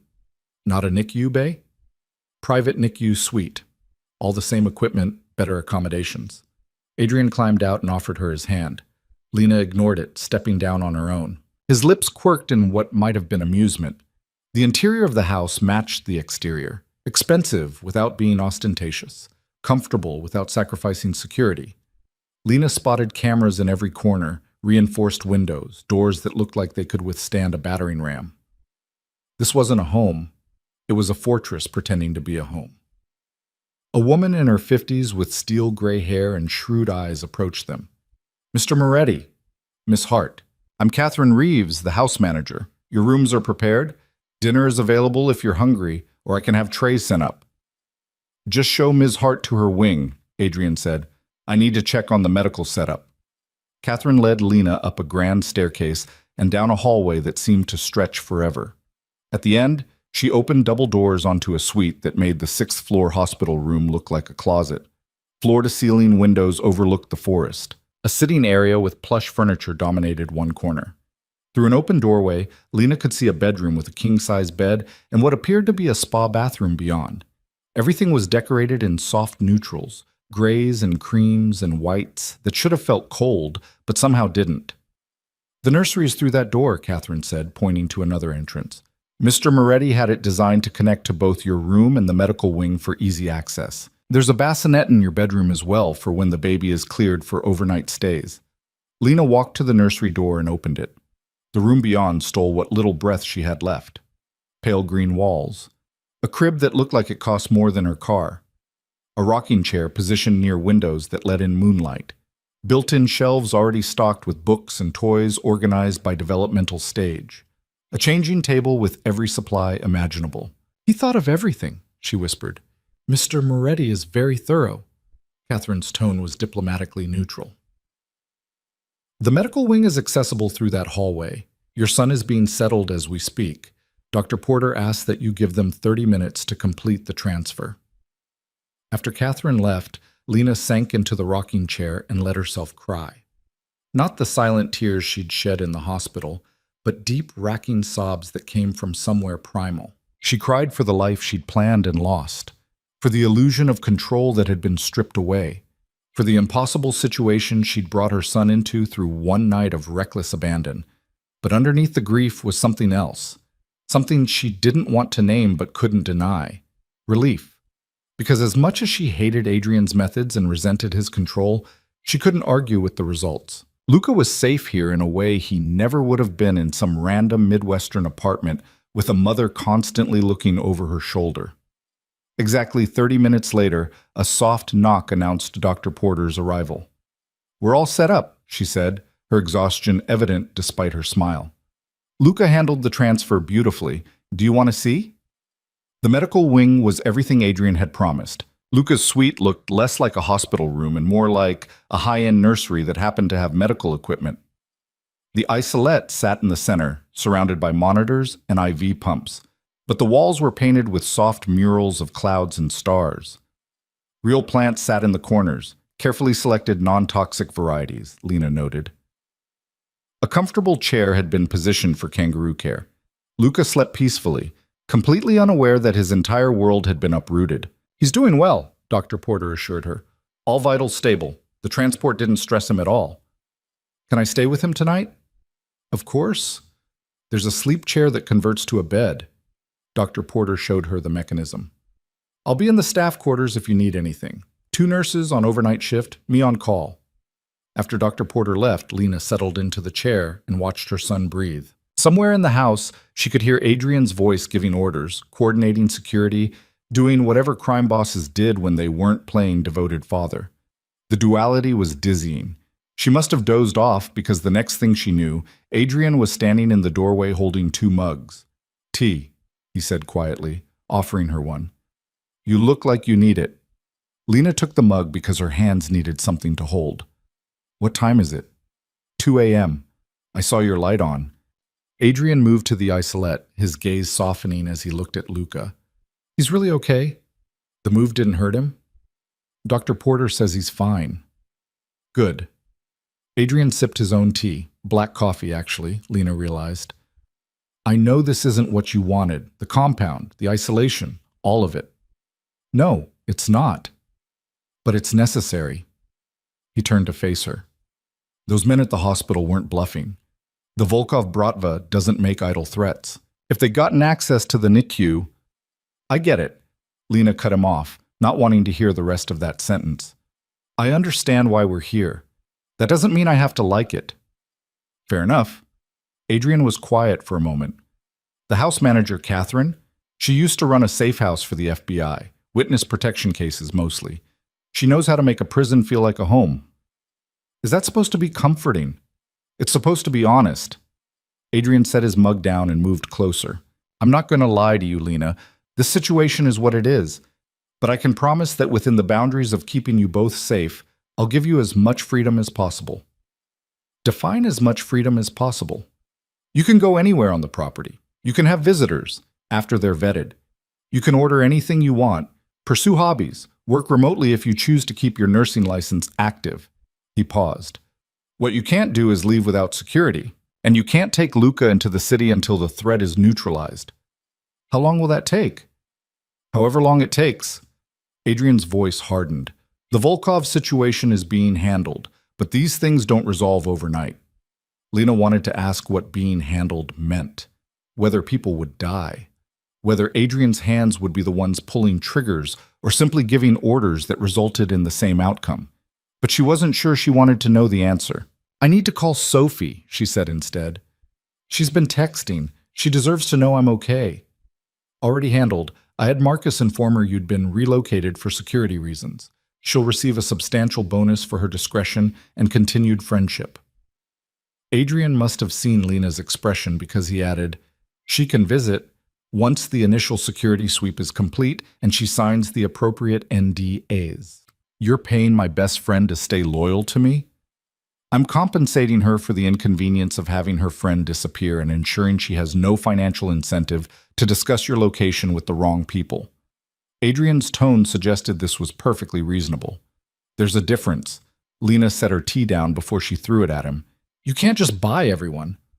I'm not buying anyone. I'm protecting my investment. He gestured to Luca. Our son's safety is worth more than any amount of money. If that means paying your friend a consulting fee for her silence, I'll do it. If it means buying this entire hospital and relocating it to my property, I'll do that too. That's insane. That's fatherhood.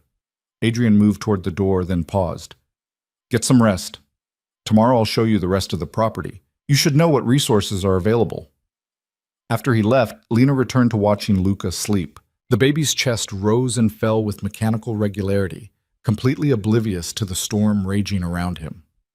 She envied his innocence. The next morning arrived too soon. Lena woke to find herself curled in the converted sleep chair, her neck protesting the awkward angle. Dr. Porter appeared with coffee and a breakfast tray that looked like it had been prepared by a professional chef. Adrian's orders, Dr. Porter explained at Lena's questioning look. He insisted you needed proper nutrition for recovery. Of course he did. Lena accepted the coffee. Perfect temperature, exactly the right amount of cream. She hated that he'd remembered. How's Luca? Excellent. Gained 2 ounces overnight, which is wonderful for a preemie. His oxygen saturation is perfect. At this rate, we might be able to try bottle feeding in a few days. The thought of feeding her son, of that tangible connection, made Lena's chest tighten with longing. Really? Really? He's a fighter, this one.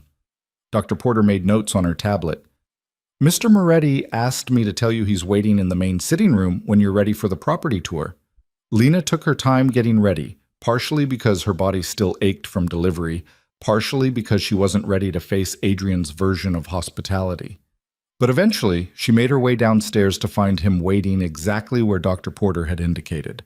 He'd traded his suit for dark jeans and a black Henley that somehow made him look more dangerous rather than less. Casual Adrian was harder to dismiss than businessman Adrian. Ready? He asked. Do I have a choice? Always. But his slight smile suggested they both knew that wasn't entirely true.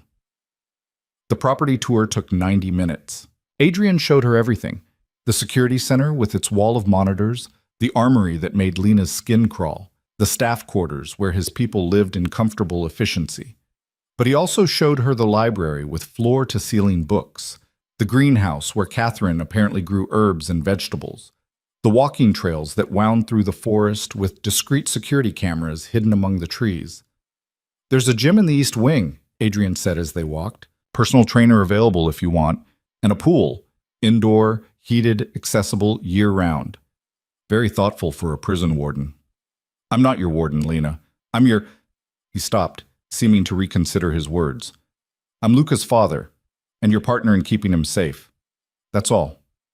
They emerged from the trees onto a cleared area overlooking a small lake. A dock extended into the water, and Lena could see a boathouse at the far end. This is beautiful, she admitted reluctantly. I thought you might like it. Adrian's gaze was on the water. When Luca's older, we can teach him to swim here, to fish. Normal father-son activities. Nothing about this is normal. Normal is overrated. He turned to face her. Your 2 weeks are almost up. You said you'd give me an answer about co-parenting. I need to know where we stand. Lena looked out at the lake, at the peaceful scene that masked the violence underpinning everything. She thought about her list of demands, about Sophie's advice to negotiate. But standing here in the reality Adrian had constructed, she realized negotiation implied equal footing, and they'd never had that. I don't trust you, she said finally. I know. But I believe you love him, our son. I saw it in the NICU. I see it in all of this. She gestured at the compound. This isn't just about control. You actually care. More than I thought possible. Adrian's admission came quietly. I've never felt protective of anything the way I feel about him. It's terrifying and clarifying all at once. Then here's my answer. Lena met his eyes. I'll stay. I'll co-parent. I'll accept your protection because I don't have better options and because I believe you when you say Luca needs it. But I need you to hear this. The moment he's old enough to understand, to make his own choices about what world he wants to be part of, you have to let him choose, not manipulate, not coerce. One non-negotiable. You don't get to trap one non-negotiable. You don't get to trap our son the way you've trapped me. Adrian was quiet for a long moment. When he spoke, his voice carried weight. All right. When he's old enough, 18, legal adult, he gets a real choice. No pressure from me. He extended his hand. Deal? Lena looked at his offered hand, at the physical representation of the pact they were making. Then she reached out and shook it, feeling his warm grip close around hers with surprising gentleness. Deal. They stood there by the lake, hands clasped, sealing an agreement that would shape all of their futures. Lena knew she was making a bargain with someone dangerous, but she was also making a bargain with someone who loved their son enough to build a fortress to protect him. It would have to be enough. The next 2 weeks passed in a strange bubble of domesticity, punctuated by moments that reminded Lena exactly what kind of world she'd agreed to inhabit. Luca continued to thrive under Dr. Porter's care, gaining weight and strength with each passing day. On day 12, he took his first bottle, only an ounce of formula, but Lena cried anyway as his tiny mouth worked at the nipple with determined focus. Adrian had been there too, his hand resting on her shoulder as they watched their son feed. And for just a moment, the gesture felt natural instead of possessive. But then she'd see the armed guards patrolling the perimeter at dawn, or catch snippets of Adrian's phone conversations conducted in Italian, his voice dropping to lethal quiet when discussing people who'd become problems requiring permanent solutions. Or notice the way Marcus appeared at Adrian's side with folders stamped confidential, their contents hidden, but their significance clear in the grim set of Adrian's jaw. The duality was exhausting. Sophie visited on day 16, arriving in one of Adrian's SUVs with Marcus as her escort. She'd signed the NDAs without complaint and handed over her phone at the security checkpoint, but the look she gave Lena when they finally embraced spoke volumes. You look good, Sophie said, holding her at arm's length. Better than I expected. I'm sleeping in a bed that probably costs more than my car and eating food prepared by a private chef. Lena led her friend toward the medical wing. It's easy to look good when every physical need is anticipated before you can ask. But it's still a cage, Soph. A beautiful, comfortable, well-appointed cage. They found Luca awake in his isolette, his dark eyes tracking movement with increasing awareness. Sophie made appropriate cooing noises while Lena updated her on feeding schedules and weight gain and all the minutiae of premature infant care. He looks like his father, Sophie observed quietly. The resemblance is getting stronger. I know. Lena reached through the isolette portals to stroke Luca's cheek. Everyone who sees him will know.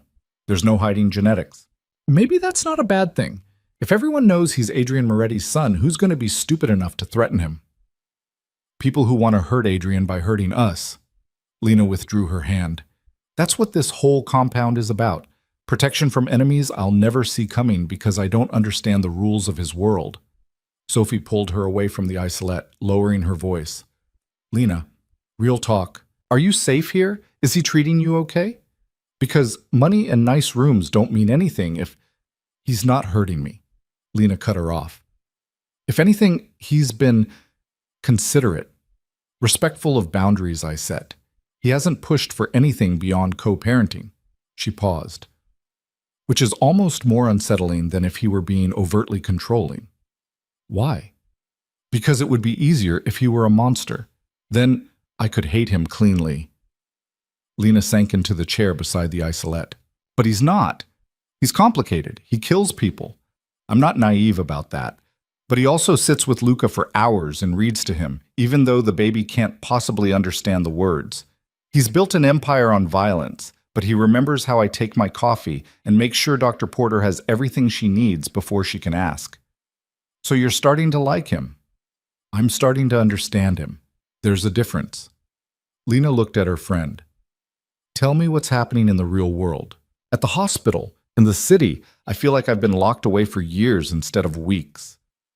Sophie launched into updates about hospital politics and mutual friends, and the new resident who'd already managed to insult 3 attending physicians. Normal life. The life Lena had left behind when her water broke and Adrian walked through that delivery room door. They were still talking when Adrian appeared in the doorway, his presence immediately shifting the energy in the room. Sophie. He nodded politely. I hope Marcus didn't give you trouble at the gate. Just the standard security theater. Sophie's tone was carefully neutral. Very thorough. Necessary, unfortunately. Adrian moved to the isolette, his attention immediately focusing on Luca. How's he doing today? Good, Lena answered. Dr. Porter thinks we might try 2 ounces at the next feeding. Excellent. Adrian's slight smile was genuine. I brought lunch up from the kitchen. Catherine made that pasta salad you mentioned liking. This last was directed at Sophie. You're welcome to stay. The casual hospitality would have been charming if it weren't so clearly calculated. Adrian was showing Sophie that Lena was well cared for, that the compound was comfortable, that there was nothing to worry about. It was masterful manipulation dressed as courtesy. Sophie must have recognized it too because her expression flickered with something that might have been annoyance or might have been grudging respect. Thanks, but I should head back. I'm on shift tonight. After Sophie left, with promises to visit again soon and a meaningful look that said they'd be having a longer conversation via heavily encrypted text messages, Lena found herself alone with Adrian in the medical wing. She doesn't trust me, Adrian observed, watching the security monitor that showed Sophie's SUV pulling away from the compound. Can you blame her? No, she's a good friend. I'd be concerned if she wasn't protective of you. He turned from the monitor. But her approval isn't what I need. Yours is. You already have my agreement to co-parent. What more do you want? I want you to stop looking at this place like it's a prison. Adrian gestured around the medical wing. I want you to see it as a home, our son's home. That's a lot to ask. I know. He was quiet for a moment. There's something I need to tell you. About the Volkov situation. Lena's stomach dropped. What about it? It's been resolved. Adrian's tone was matter-of-fact, but his eyes held something darker. The men who came to the hospital won't be a problem anymore. Neither will their associates. The Bratva has agreed to respect territorial boundaries and leave my family alone. She didn't ask how it had been resolved. Didn't want to know the details of negotiations that probably involved bodies and leverage and threats carried out with cold efficiency. So we can leave? Go back to the city? Not yet. Adrian moved closer. The immediate threat is handled, but there are always other players, other people who might see opportunity in my son's existence. I need more time to shore up defenses, to make it clear that touching you or Luca means death. How much time? Months, maybe a year. He must have seen her expression because he added, I'm not trying to keep you captive indefinitely. But I need to be sure, absolutely certain, that when you do leave this compound, every person in my world knows the cost of threatening what's mine. We're not property. No, you're infinitely more valuable than property. Adrian's hand came up, hesitating near her face before falling back to his side. You're the mother of my child, and despite everything, despite the circumstances that brought us here, I find myself wanting to protect you for reasons that have nothing to do with Luca. The admission hung in the air between them. Lena's breath caught because she recognized the dangerous territory they were entering. It would be so easy to let herself fall into the fantasy Adrian was offering, partnership, protection, maybe even something resembling love. But that path led nowhere good. Don't, she said quietly. Don't make this more complicated than it already is. Too late. Adrian's smile was rueful. It became complicated the moment you walked into that Vegas hotel bar. I just didn't know it yet. Before Lena could respond, Dr. Porter appeared with perfect timing to announce it was time for Luca's next feeding. The interruption felt like a reprieve. Adrian excused himself with a promise to check back later, leaving Lena to focus on the simpler task of nourishing her son. But his words stayed with her. The suggestion that his feelings were evolving beyond mere co-parenting obligation. The implication that he saw her as more than just the mother of his heir. It was flattering and terrifying in equal measure. That night, unable to sleep despite the comfortable bed and quiet surroundings, Lena found herself wandering the compound's library. Catherine kept it beautifully maintained, shelves organized by genre and author, comfortable reading nooks positioned near windows, even a fireplace that crackled with real wood. She was examining a first edition of something literary when Adrian's voice came from behind her. Couldn't sleep? Lena turned to find him in the doorway, wearing pajama pants and a t-shirt that made him look almost domestic, almost normal. Too much on my mind. Join the club. He moved into the library, pouring himself a drink from the bar cart in the corner. Scotch? Or are you still avoiding alcohol? I'm not breastfeeding anymore, so... Lena stopped herself. Actually, yes. I could use a drink. Adrian poured her 2 fingers of amber liquid and handed her the glass. Their fingers brushed in the exchange, and Lena felt that spark she'd been trying to ignore since Vegas. Chemistry didn't care about circumstances or common sense. To complicated situations, Adrian said, raising his glass. And the children caught in the middle of them. Lena clinked her glass against his and took a sip. The scotch burned pleasantly down her throat. They settled into facing chairs near the fireplace, the crackling wood filling the silence. For several minutes, neither spoke. Then Adrian set his glass down and leaned forward, elbows on his knees. I need to tell you something. About my family. About how I became who I am. You don't owe me your life story. Maybe not, but I want you to understand.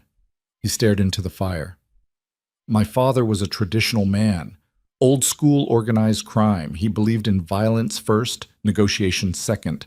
By the time I was 18, I'd seen things that would horrify most people, done things that would land me in prison for life if anyone could prove them.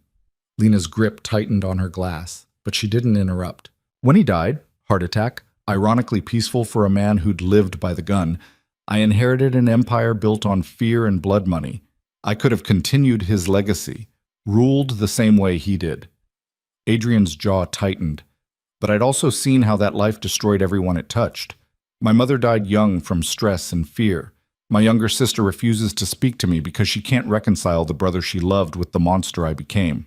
Why are you telling me this? Because I want you to know I'm trying to be different.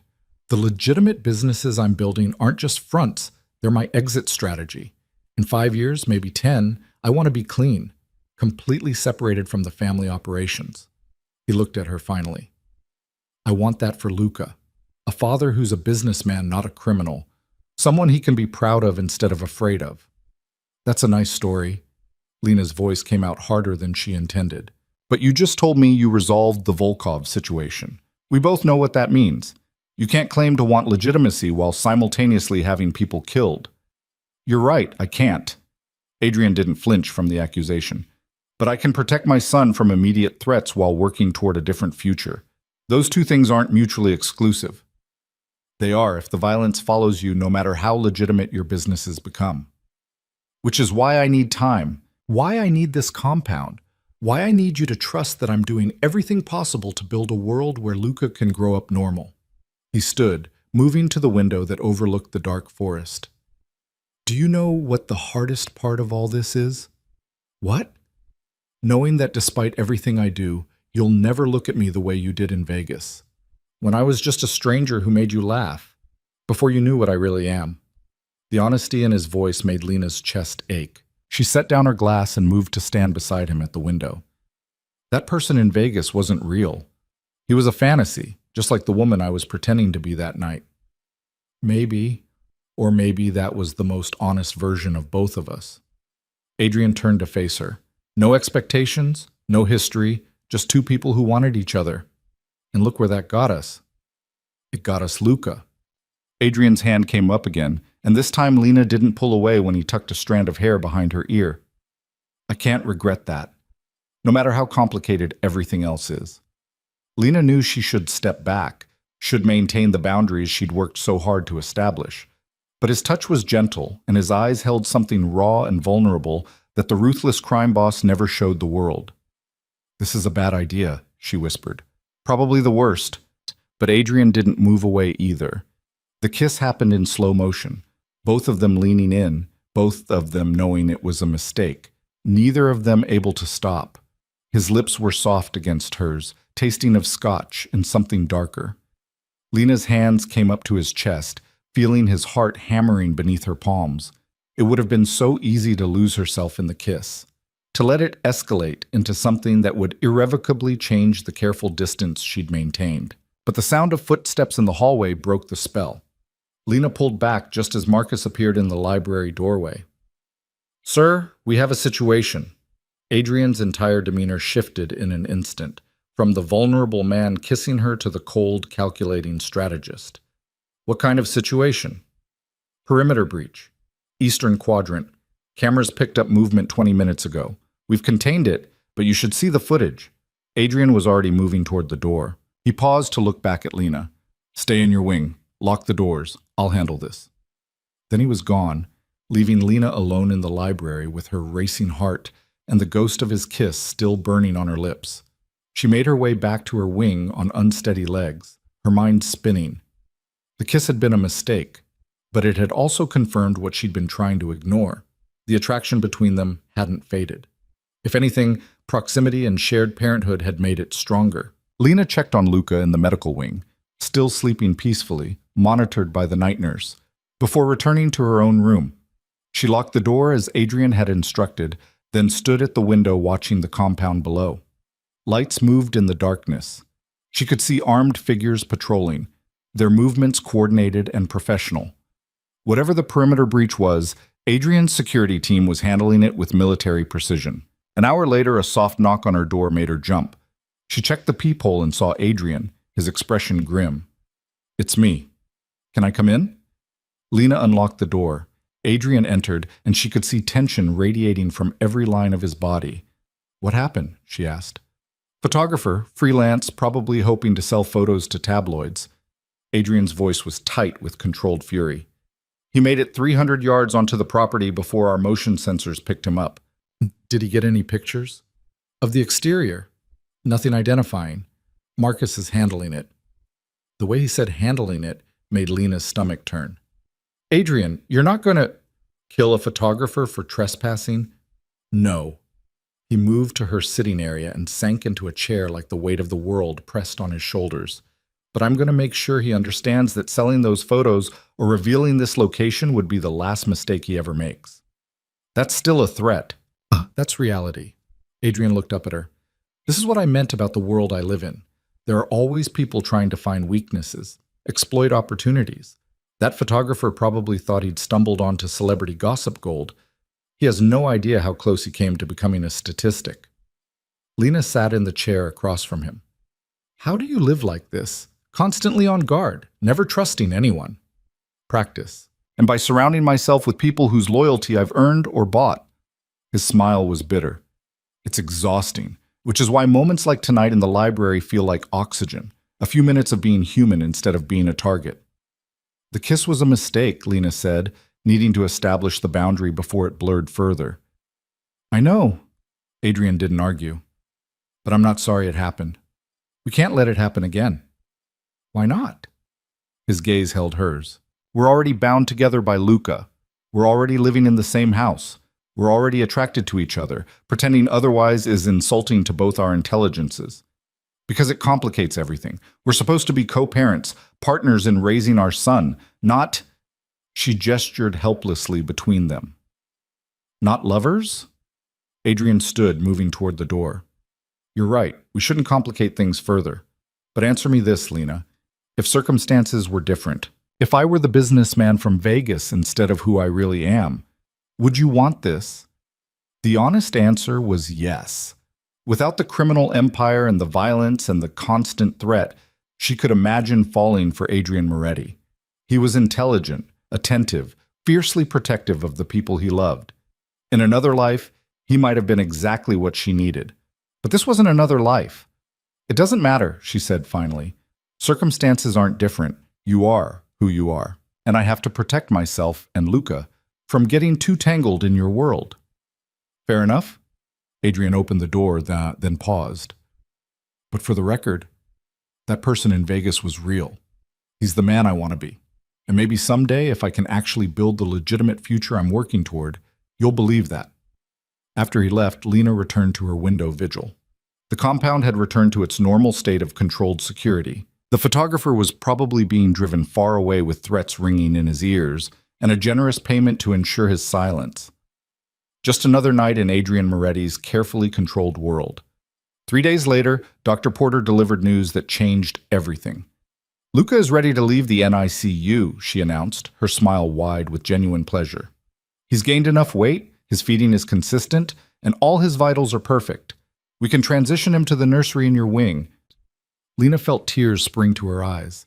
After weeks of isolates and monitors and the clinical distance of medical supervision, she would finally have her son in her arms without barriers. Really? He's strong enough? More than strong enough. He's a miracle, this one. Dr. Porter made notes on her tablet. We'll keep monitoring him, of course. Daily weight checks, developmental assessments. But he doesn't need intensive care anymore. He just needs his mother. Adrian appeared in the doorway as if summoned by the good news. I heard. Congratulations. Thank you. Lena couldn't keep the tremor from her voice. When can we move him? This afternoon, if you'd like. Dr. Porter glanced between them. I'll have the nursery fully equipped with everything you need, and I'll be available 24/7 if any concerns arise. The afternoon passed in a blur of preparations. Catherine helped Lena set up the nursery, showing her the features Adrian had built in. A camera system so she could check on Luca from her phone, blackout curtains for better sleep, a white noise machine calibrated to the exact frequencies that soothed infants. Every detail had been considered. When Dr. Porter finally carried Luca into the nursery and placed him in Lena's arms without any isolette between them, Lena felt something fundamental shift in her chest. This was real. This was her son, and for the first time since his premature birth, he was truly hers. Hi, baby, she whispered, settling into the rocking chair. Welcome home. Adrian stood in the doorway, watching them with an expression that made Lena's defenses crack just slightly. Whatever else he was, criminal, dangerous, ruthless, he loved their son. That much was undeniably true. Thank you, she said quietly, for all of this. The medical care, the nursery, everything. You don't have to thank me. Adrian moved closer, kneeling beside the rocking chair. He's my son too. I'd do anything for him. I know. And she did, which made everything so much more complicated. They sat there together as evening fell, watching Luca sleep in Lena's arms, the setting sun painting the nursery in shades of gold. For just a moment, they looked like a real family. Normal. At peace. But outside the windows, armed guards patrolled the perimeter, and somewhere in the darkness, threats that Lena couldn't see lurked like wolves waiting for weakness. The fragile peace wouldn't last. She knew that with bone-deep certainty. She just didn't know how soon it would shatter. The peace lasted exactly 4 days. Lena woke at 3 a.m. to the sound of alarms shrieking through the compound. Her first instinct was Luca. She bolted from bed and ran to the nursery, finding him awake and startled by the noise but unharmed. She scooped him from the crib just as her door burst open. Marcus stood there in full tactical gear. his expression harder than she'd ever seen it. Ms. Hart, we need to move you to the safe room, now. What's happening? Armed incursion. Multiple hostiles breached the perimeter. He was already ushering her toward a section of wall that she'd assumed was decorative paneling. Marcus pressed his palm against it and the wall slid open, revealing a reinforced steel door. Inside, don't come out until Mr. Moretti or I come for you personally. Lena clutched Luca tighter, her heart hammering. Where's Adrian? Handling the situation. Marcus practically pushed her through the door. Lock it behind me. The code is your son's birthday, month, day, year. Do not open it for anyone else. The door slammed shut, leaving Lena in what appeared to be a fully equipped panic room. LED lights flickered on automatically, revealing a space about the size of a studio apartment. There was a bed, a bathroom, supplies stacked against one wall, and a bank of monitors showing security feeds from around the compound. Lena sank onto the bed, holding Luca against her chest as she stared at the monitors in horror. The feeds showed chaos, muzzle flashes in the darkness, figures in black tactical gear swarming the grounds, Adrian's security team engaging them with coordinated precision. She counted at least a dozen hostiles, maybe more. On one screen, she could see Adrian himself, moving through the compound with a handgun that looked like an extension of his arm. He dropped two men with shots so quick and efficient they barely registered before moving to the next threat. This wasn't the gentle father who read to Luca or the complicated man who'd kissed her in the library. This was the crime boss who'd built an empire on violence, and watching him work was terrifying and mesmerizing in equal measure. The firefight lasted 17 minutes. Lena counted every second, her arms aching from how tightly she held Luca. Her son had started crying from the stress and unfamiliar surroundings, and she bounced him mechanically while her eyes stayed glued to the monitors. She saw Marcus take down 3 men with brutal efficiency, saw Catherine, the house manager who grew herbs and made pasta salad, emerge from a concealed position with a rifle and provide cover fire that would have made a sniper proud. Saw Adrian's entire operation reveal itself as exactly what it was, a military-grade defensive position disguised as a luxury compound. Finally, the shooting stopped. The monitors showed Adrian's team conducting a sweep of the grounds, securing unconscious or dead hostiles, checking for additional threats. Lena counted 8 bodies that weren't moving, maybe more in the areas the cameras couldn't see. 30 minutes after the alarms had first sounded, someone knocked on the safe room door in a pattern. 3 quick raps, pause, 2 more. Then Adrian's voice, rough with adrenaline and exertion. Lena, it's me, it's over. You can open the door. Her hand shook as she entered the code. The door slid open to reveal Adrian, his shirt torn and splattered with blood that probably wasn't his own. His gray eyes immediately found Luca, scanning for injury with an intensity that bordered on desperation. Are you hurt? He demanded. Either of you. We're fine. Scared, but fine. Lena stepped back to let him enter. What the hell just happened? Adrian moved to the monitors, pulling up footage and rewinding. The Volkov Bratva. They weren't as resolved as I thought. This was a coordinated assault, probably their last major play before I dismantle what's left of their operation. He pointed to one screen. They had inside information, knew about the safe room, knew our security rotation. Someone talked. Who? I'll find out. The cold certainty in his voice made Lena shiver. But right now we need to assume there are more threats we haven't identified. The compound isn't safe anymore. Where can we go that's safer than this? Adrian looked at her, and she saw genuine regret in his expression. Nowhere. Which is why I'm changing tactics entirely. Over the next hour, as dawn broke over the compound and cleanup crews worked to remove the evidence of violence, Adrian laid out his plan. They sat in the safe room because it was the most secure location, with Luca sleeping fitfully in Lena's arms and the adrenaline slowly draining from both their systems. I've been trying to protect you by hiding you, Adrian said, but that creates a target, an unknown quantity that my enemies think they can exploit. So instead, we're going to do the opposite. What does that mean? It means I'm going to make you and Luca the most visible, most protected, most untouchable members of my family. Everyone in my world, allies and enemies alike, will know exactly who you are and what touching you costs.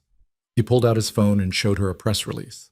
I'm announcing that I have a son, publicly, legitimizing him as my heir and acknowledging you as his mother and someone under my permanent protection. Lena felt cold dread settle in her stomach. You're painting a target on us. I'm making the target so bright that no one will dare take a shot. Adrian's voice carried absolute conviction. Right now, you're a secret weakness.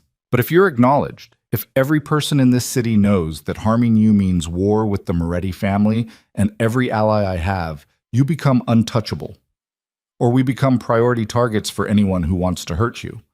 They're already targeting you. Tonight proved that. Adrian gestured to the monitors showing the aftermath outside. The difference is now they'll know the cost. And I'll have legal justification for the protection I'm providing. No more hiding. No more pretending you're just some random woman I'm keeping safe. You'll be Luca's mother. He paused. My partner. In every way that matters. Lena understood what he wasn't saying. This wasn't just about security. This was about claiming her publicly, making a statement that would reshape his entire world. I never wanted this kind of life. I know. And I'm sorry. But after tonight, we're out of options. Adrian reached for Luca, and Lena let him take their son. He held the baby with infinite gentleness despite the blood still staining his shirt. I can't protect him if I'm constantly worried about hidden threats. But if everyone knows he exists, if his presence becomes an established fact rather than a rumor, I can build protection that actually works. What about my life, my career? I can't just become some crime boss's... She stopped, unsure what word to use. Partner, Adrian supplied, and you can keep your career if you want. I'll fund a private practice, or a research position at a teaching hospital. Whatever you want, as long as it comes with the security necessary to keep you safe. You're asking me to give up everything? I'm asking you to choose survival. Adrian's voice gentled. For yourself and for our son. I know it's not fair. I know you deserve better. But this is the reality we're living in. Lena looked at Luca sleeping in his father's arms, at the innocent life that had been created from one reckless night and was now caught in a web of violence and power she'd never wanted to be part of. But Adrian was right. After tonight, there was no going back to the illusion of safety through hiding. If we do this, she said slowly, I need real autonomy. Not the pretend kind where you make all the decisions, and I just agree. Real partnership. You'll have it? And Luca doesn't get raised in this world. He gets a normal childhood as much as possible. Normal school, normal friends. No involvement in your business until he's an adult and can make his own choices. Agreed. Adrian didn't hesitate. I want better for him than what I had. That's the whole point. Then yes, we'll do it your way. Lena stood, moving to the monitors showing the compound. But I need to know, the people who did this, what's going to happen to them? The ones who survived are being interrogated. Once we have the information we need, they'll be turned over to authorities with enough evidence to ensure long prison sentences. Adrian's expression hardened. The ones who didn't survive are a message to anyone else considering similar action. This is what happens when you threaten my family. The casual mention of death should have horrified her. Instead, Lena felt a grim satisfaction. These people had tried to hurt her baby, had terrified them both with an assault that could have ended in tragedy. She couldn't find it in herself to mourn their deaths. Maybe she'd been in Adrian's world too long already. Or maybe motherhood had unlocked something primal in her that understood protection at any cost. The next 72 hours passed in a whirlwind of activity. Adrian's publicity team, apparently he had a publicity team, crafted the perfect announcement. Adrian Moretti, respected businessman and philanthropist, was pleased to announce the birth of his son Luca. The mother, Lena Hart, was a dedicated cardiac nurse he'd met the previous year. They were committed to co-parenting and building a stable family for their child. The press release was masterful in what it revealed and what it concealed. Nothing about Vegas. Nothing about Lena hiding her pregnancy. Nothing about crime families or assassination attempts. Just a simple story of two people navigating modern parenthood with grace and maturity. The response was immediate and overwhelming. Media requests flooded in.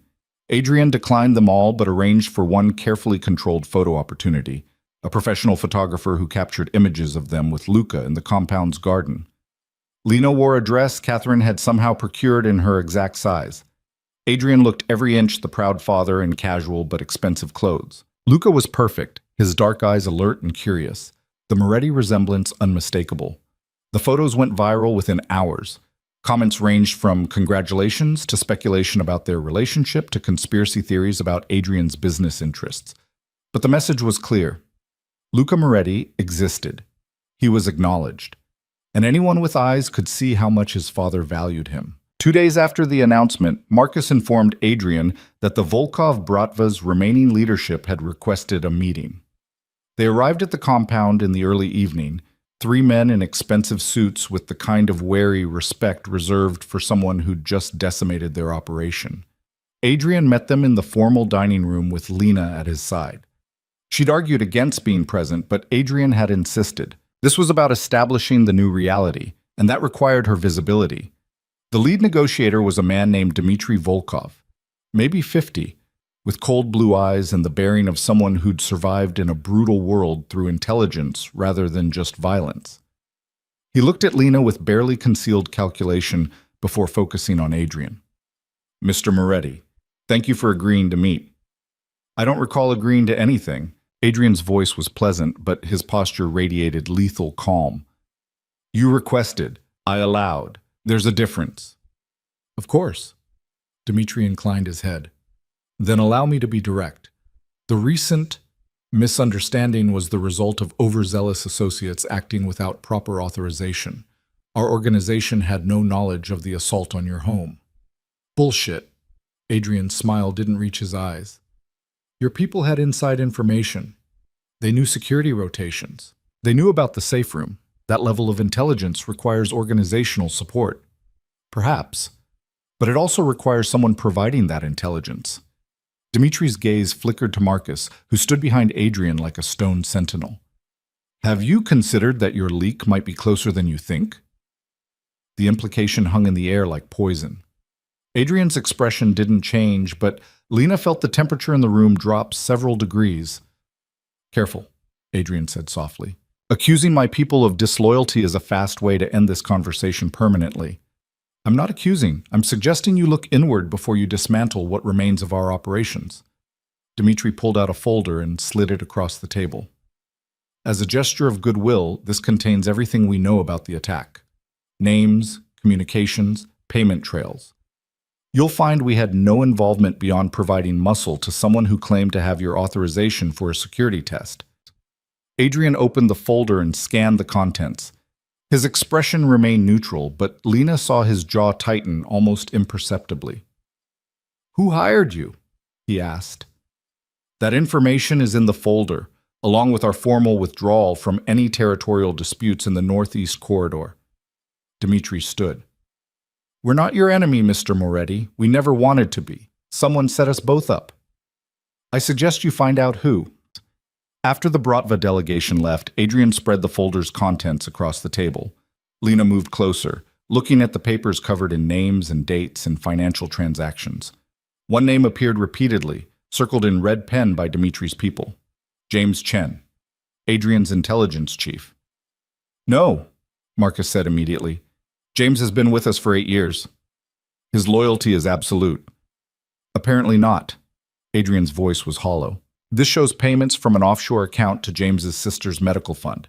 $50,000 a month for the past 6 months, right when we started moving operations to protect Lena and Luca." "His sister has cancer," Marcus protested. "He's been paying her treatment costs out of pocket. Everyone knows that. And someone offered to help with those costs in exchange for information." Adrian closed the folder. "Bring him in, quietly. I want to hear his side before we make any final decisions." James Chen arrived an hour later, clearly confused about the urgent summons. He walked into Adrian's study with the easy confidence of someone who believed himself trusted and valued. That confidence evaporated when he saw the folder on Adrian's desk. "Sir, I can explain." "Can you?" Adrian's voice was deadly quiet. "Can you explain why you've been receiving payments from the same shell corporation that funded tonight's assault? Can you explain why you provided security rotation schedules and safe room locations to people who used that information to try to kill my son?" "I didn't know what they'd do with the information." James's composure cracked. "They said they just needed to know you were taking proper precautions, that they were allies checking your security. I thought—" He stopped, seeming to realize how weak it sounded. "You thought what?" Adrian stood, moving around the desk with predatory grace. That selling information about my family's safety was acceptable as long as the money went to a good cause? My sister is dying. The experimental treatments are her only chance, but they cost $200,000 she doesn't have. I was desperate. James's voice broke. I never meant for anyone to get hurt. I swear on my life, I thought I was just providing routine security assessments. Lena watched the exchange from her position near the window. She could see the anguish in James's face, the genuine horror as he realized what he'd enabled. But she could also see the cold fury in Adrian's expression, the understanding that betrayal, even well-intentioned betrayal, couldn't be tolerated. Your sister will receive full payment for her treatments, Adrian said finally, through a medical fund I'm establishing. She'll have the best care available for as long as she needs it.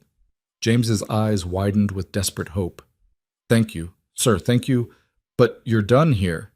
Adrian's voice cut through the gratitude like a blade. You betrayed my family. You endangered my son. I don't care about your reasons. Marcus, make the arrangements. What kind of arrangements? Lena asked, her voice sharp. She moved away from the window. Adrian, what are you going to do to him? Relocate him. New identity, new city, generous severance package on the condition he never returns or speaks about his time in my employ. Adrian looked at James. Consider it mercy, because what you deserve for putting Luca at risk is significantly worse.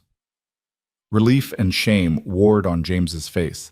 Marcus escorted him out, leaving Lena alone with Adrian in the study.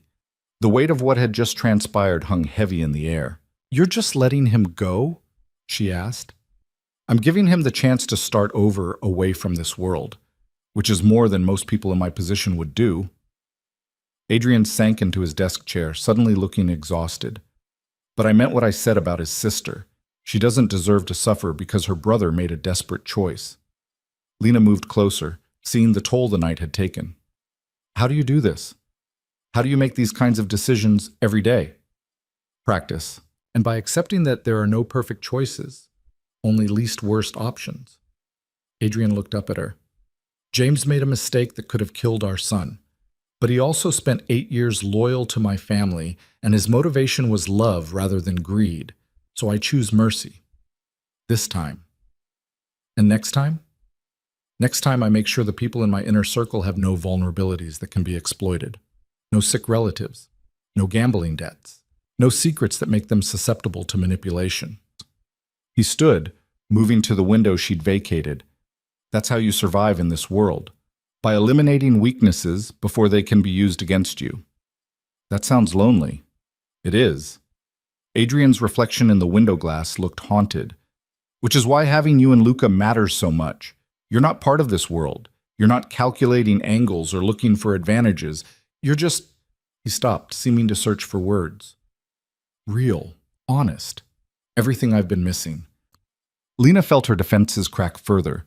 She'd been trying so hard to maintain emotional distance, to keep Adrian in the category of co-parent rather than something more complicated. But tonight had shown her the truth. They were bound together by more than just Luca. They were partners in survival, two people navigating an impossible situation and finding something genuine in the wreckage. Adrian. She waited until he turned from the window. What happens next? After this announcement, after the threats are neutralized, what's our life supposed to look like? Whatever we make it. He crossed the study until he stood directly in front of her. I know what I want it to look like, but that requires you being willing to take a chance on someone who comes with a very complicated past and an uncertain future. What do you want? You, us, a real family. Adrian's hand came up to cup her face, his thumb brushing her cheek with infinite gentleness. Not just co-parenting logistics and security protocols, an actual partnership where we're building something together instead of just managing a shared situation.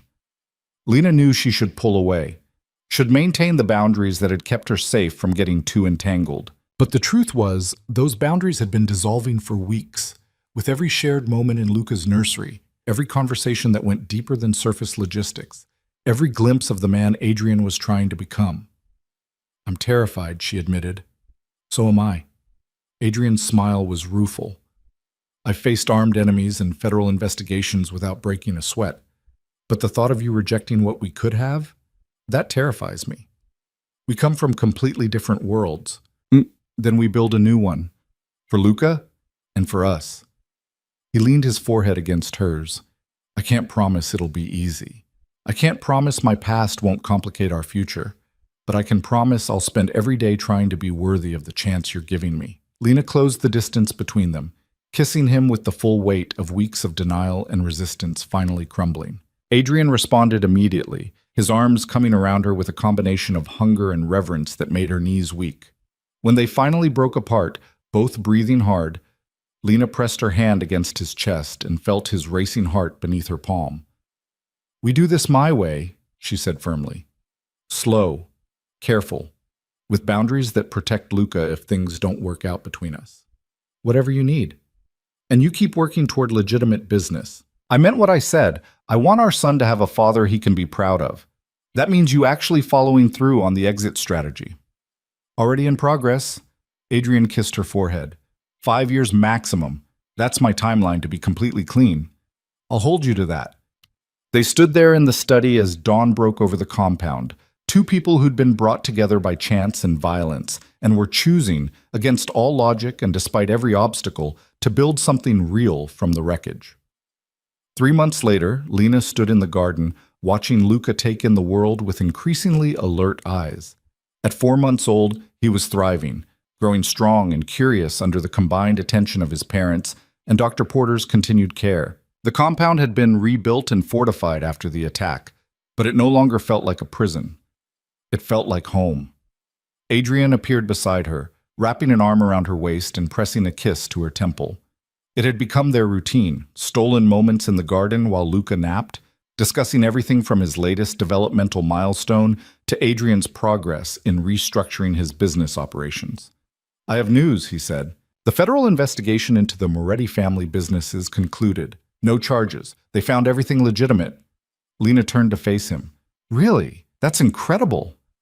It gets better. I've been approved for the charitable foundation we discussed, the one focusing on medical care for underserved communities. Adrian's smile was genuine and proud. Your idea about funding free cardiac clinics is moving forward. We'll break ground on the first one next month. Adrian, that's... Lena felt tears prick her eyes. That's wonderful. You're really doing it. Building something good. I had the right motivation. He pulled her closer.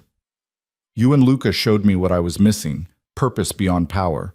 Legacy beyond reputation. I want our son to inherit something worth having. Luca chose that moment to wake up from his nap, his cry echoing through the baby monitor. They went inside together, moving through the routine that had become second nature. Adrian lifting their son from the crib while Lena prepared a bottle, both of them settling onto the nursery's comfortable couch to feed him together. He looks more like you every day, Lena observed, watching Luca's dark eyes focus on his father's face. Poor kid. He got my jawline, but your eyes. At least he stands a chance at being handsome. Adrian's voice was tender as he held the bottle for Luca. I never thought I could have this. A family, peace, something real instead of just survival. We're still figuring it out, Lena reminded him. This doesn't erase your past or make everything simple. No, but it makes it worthwhile. Adrian looked at her over their son's head. I love you. I know it's complicated and probably too soon to say it, but I do. You gave me something I didn't know I needed. Lena felt her heart skip. They'd been building toward this for months, the careful dance of two people learning to trust each other despite impossible circumstances. But hearing the words spoken aloud made it real in a way that stole her breath. I love you too, she said quietly. Even though you're infuriating and controlling and come with more baggage than any sane person would accept. That's the most romantic thing anyone's ever said to me. Adrian's grin was pure happiness. You really know how to make a man feel special. They sat there as afternoon faded to evening, the three of them tangled together in the nursery that had been designed with such careful love. Outside the windows, security teams patrolled and cameras monitored, and all the machinery of protection hummed along invisibly. But inside this room, they were just a family. A year after Luca's birth, Adrian and Lena stood in front of a small gathering. Sophie, Doctor, Porter, Catherine, Marcus, and a handful of other people who'd become family through proximity and shared crisis. They exchanged vows in the compound's garden under an arch of white roses, with Luca babbling happily in Sophie's arms as witness to his parents' commitment. It wasn't a traditional path to marriage, but nothing about their relationship had been traditional. For the first time as his wife, Lena. For the first time as his wife, Lena thought about the terrified woman who'd hidden her pregnancy in oversized scrubs and planned to disappear to the Midwest. That woman had been trying to protect her child through running and hiding, but she'd learned a harder truth. Sometimes protection meant standing your ground. Sometimes it meant accepting help from unlikely sources. And sometimes it meant choosing to build a life with the very person you'd spent months trying to escape from. "Ready to start forever?" Adrian murmured against her lips. "With you, always." Lena smiled, meaning it with every fiber of her being. They walked back down the aisle hand in hand, their son reaching for them with chubby baby hands, surrounded by people who'd risked everything to keep them safe. The compound that had once felt like a cage had become a fortress of love, a place where a premature baby had grown strong, where two broken people had learned to trust again, where a family had been built from the ruins of shattered plans and impossible circumstances. It wasn't the life Lena had imagined, but looking at Adrian's face, at Luca's smile, at the future stretching before them full of possibility and hard-won peace, she couldn't imagine wanting anything else. They'd survived the darkness. Now they got to live in the light they'd fought so hard to create, together.